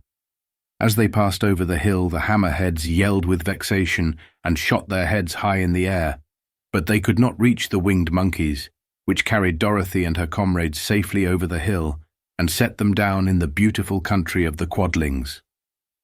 "This is the last time you can summon us," said the leader to Dorothy, "so goodbye and good luck to you." "Goodbye and thank you very much," returned the girl, and the monkeys rose into the air and were out of sight in a twinkling. The country of the Quadlings seemed rich and happy. There was field upon field of ripening grain, with well-paved roads running between, and pretty rippling brooks with strong bridges across them. The fences and houses and bridges were all painted bright red, just as they had been painted yellow in the country of the Winkies and blue in the country of the Munchkins. The Quadlings themselves, who were short and fat and looked chubby and good-natured, were dressed all in red, which showed bright against the green grass and the yellowing grain. The monkeys had set them down near a farmhouse, and the four travellers walked up to it and knocked at the door. It was opened by the farmer's wife, and when Dorothy asked for something to eat, the woman gave them all a good dinner, with 3 kinds of cake and 4 kinds of cookies, and a bowl of milk for Toto. "How far is it to the castle of Glinda?" asked the child. "It is not a great way," answered the farmer's wife. "Take the road to the south, and you will soon reach it." Thanking the good woman, they started afresh and walked by the fields and across the pretty bridges until they saw before them a very beautiful castle. Before the gates were 3 young girls, dressed in handsome red uniforms trimmed with gold braid, and as Dorothy approached, one of them said to her, "Why have you come to the south country?" "To see the good witch who rules here," she answered. "Will you take me to her? Let me have your name, and I will ask Glinda if she will receive you." They told who they were, and the girl soldier went into the castle. After a few moments she came back to say that Dorothy and the others were to be admitted at once. Chapter 20. The Good Witch grants Dorothy's wish. "You must give me the golden cap."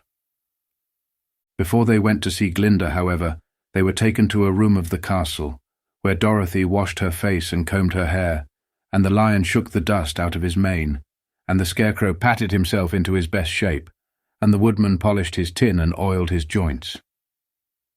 When they were all quite presentable, they followed the soldier girl into a big room, where the witch Glinda sat upon a throne of rubies. She was both beautiful and young to their eyes. Her hair was a rich red in colour and fell in flowing ringlets over her shoulders. Her dress was pure white, but her eyes were blue, and they looked kindly upon the little girl. "What can I do for you, my child?" she asked. Dorothy told the witch all her story, how the cyclone had brought her to the land of Oz, how she had found her companions, and of the wonderful adventures they had met with. "My greatest wish now," she added, "is to get back to Kansas, for Aunt Em will surely think something dreadful has happened to me, and that will make her put on mourning. And unless the crops are better this year than they were last, I'm sure Uncle Henry cannot afford it." Glinda leaned forward and kissed the sweet, upturned face of the loving little girl. "Bless your dear heart," she said. "I am sure I can tell you of a way to get back to Kansas." Then she added, "But if I do, you must give me the golden cap." "Willingly," exclaimed Dorothy. "Indeed, it is of no use to me now, and when you have it you can command the winged monkeys 3 times. "And I think I shall need their service just those 3 times, answered Glinda, smiling. Dorothy then gave her the golden cap, and the witch said to the Scarecrow, "What will you do when Dorothy has left us?" "I will return to the Emerald City," he replied, "for Oz has made me its ruler and the people like me. The only thing that worries me is how to cross the Hill of the Hammerheads. By means of the golden cap I shall command the winged monkeys to carry you to the gates of the Emerald City," said Glinda, "for it would be a shame to deprive the people of so wonderful a ruler." "Am I really wonderful?" asked the Scarecrow. "You are unusual," replied Glinda. Turning to the Tin Woodman, she asked, "What will become of you when Dorothy leaves this country?" He leaned on his axe and thought a moment. Then he said, "The Winkies were very kind to me and wanted me to rule over them after the Wicked Witch died. I am fond of the Winkies, and if I could get back again to the country of the West, I should like nothing better than to rule over them forever." "My second command to the winged monkeys," said Glinda, "will be that they carry you safely to the land of the Winkies. Your brains may not be so large to look at as those of the Scarecrow, but you are really brighter than he is, when you are well polished, and I am sure you will rule the Winkies wisely and well." Then the witch looked at the big shaggy lion and asked, "When Dorothy has returned to her own home, what will become of you?" "Over the Hill of the Hammerheads," he answered, "lies a grand old forest, and all the beasts that live there have made me their king. If I could only get back to this forest, I would pass my life very happily there." "My third command to the winged monkeys," said Glinda, "shall be to carry you to your forest. Then, having used up the powers of the golden cap, I shall give it to the king of the monkeys, that he and his band may thereafter be free for evermore." The Scarecrow and the Tin Woodman and the lion now thanked the good witch earnestly for her kindness, and Dorothy exclaimed, "You are certainly as good as you are beautiful, but you have not yet told me how to get back to Kansas." "Your silver shoes will carry you over the desert," replied Glinda. "If you had known their power, you could have gone back to your Aunt Em the very first day you came to this country." "But then I should not have had my wonderful brains," cried the Scarecrow. "I might have passed my whole life in the farmer's cornfield." "And I should not have had my lovely heart," said the Tin Woodman. "I might have stood and rusted in the forest till the end of the world." "And I should have lived a coward forever," declared the lion. "And no beast in all the forest would have had a good word to say to me." "This is all true," said Dorothy, "and I am glad I was of use to these good friends. But now that each of them has had what he most desired, and each is happy in having a kingdom to rule beside, I think I should like to go back to Kansas."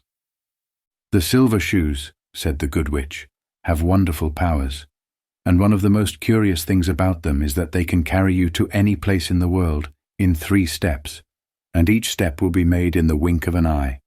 All you have to do is to knock the heels together 3 times and command the shoes to carry you wherever you wish to go." "If that is so," said the child joyfully, "I will ask them to carry me back to Kansas at once." She threw her arms around the lion's neck and kissed him, patting his big head tenderly. Then she kissed the Tin Woodman, who was weeping in a way most dangerous to his joints. But she hugged the soft, stuffed body of the Scarecrow in her arms instead of kissing his painted face, and found she was crying herself at this sorrowful parting from her loving comrades. Glinda the Good stepped down from her ruby throne to give the little girl a goodbye kiss, and Dorothy thanked her for all the kindness she had shown to her friends and herself. Dorothy now took Toto up solemnly in her arms, and having said one last goodbye, she clapped the heels of her shoes together 3 times, saying, "Take me home to Aunt Em." Asterisk, asterisk, asterisk, asterisk, asterisk. Instantly she was whirling through the air so swiftly that all she could see or feel was the wind whistling past her ears. The silver shoes took but 3 steps, and then she stopped so suddenly that she rolled over upon the grass several times before she knew where she was. At length, however, she sat up and looked about her. "Good gracious!" she cried, for she was sitting on the broad Kansas prairie, and just before her was the new farmhouse Uncle Henry built after the cyclone had carried away the old one. Uncle Henry was milking the cows in the barnyard, and Toto had jumped out of her arms and was running toward the barn, barking joyously. Dorothy stood up and found she was in her stocking feet, for the silver shoes had fallen off in her flight through the air and were lost forever in the desert. Chapter 24. Home again. Aunt Em had just come out of the house to water the cabbages when she looked up and saw Dorothy running toward her. "My darling child," she cried, folding the little girl in her arms and covering her face with kisses. "Where in the world did you come from?" "From the land of Oz," said Dorothy gravely. "And here is Toto too. And oh, Aunt Em, I'm so glad to be at home again.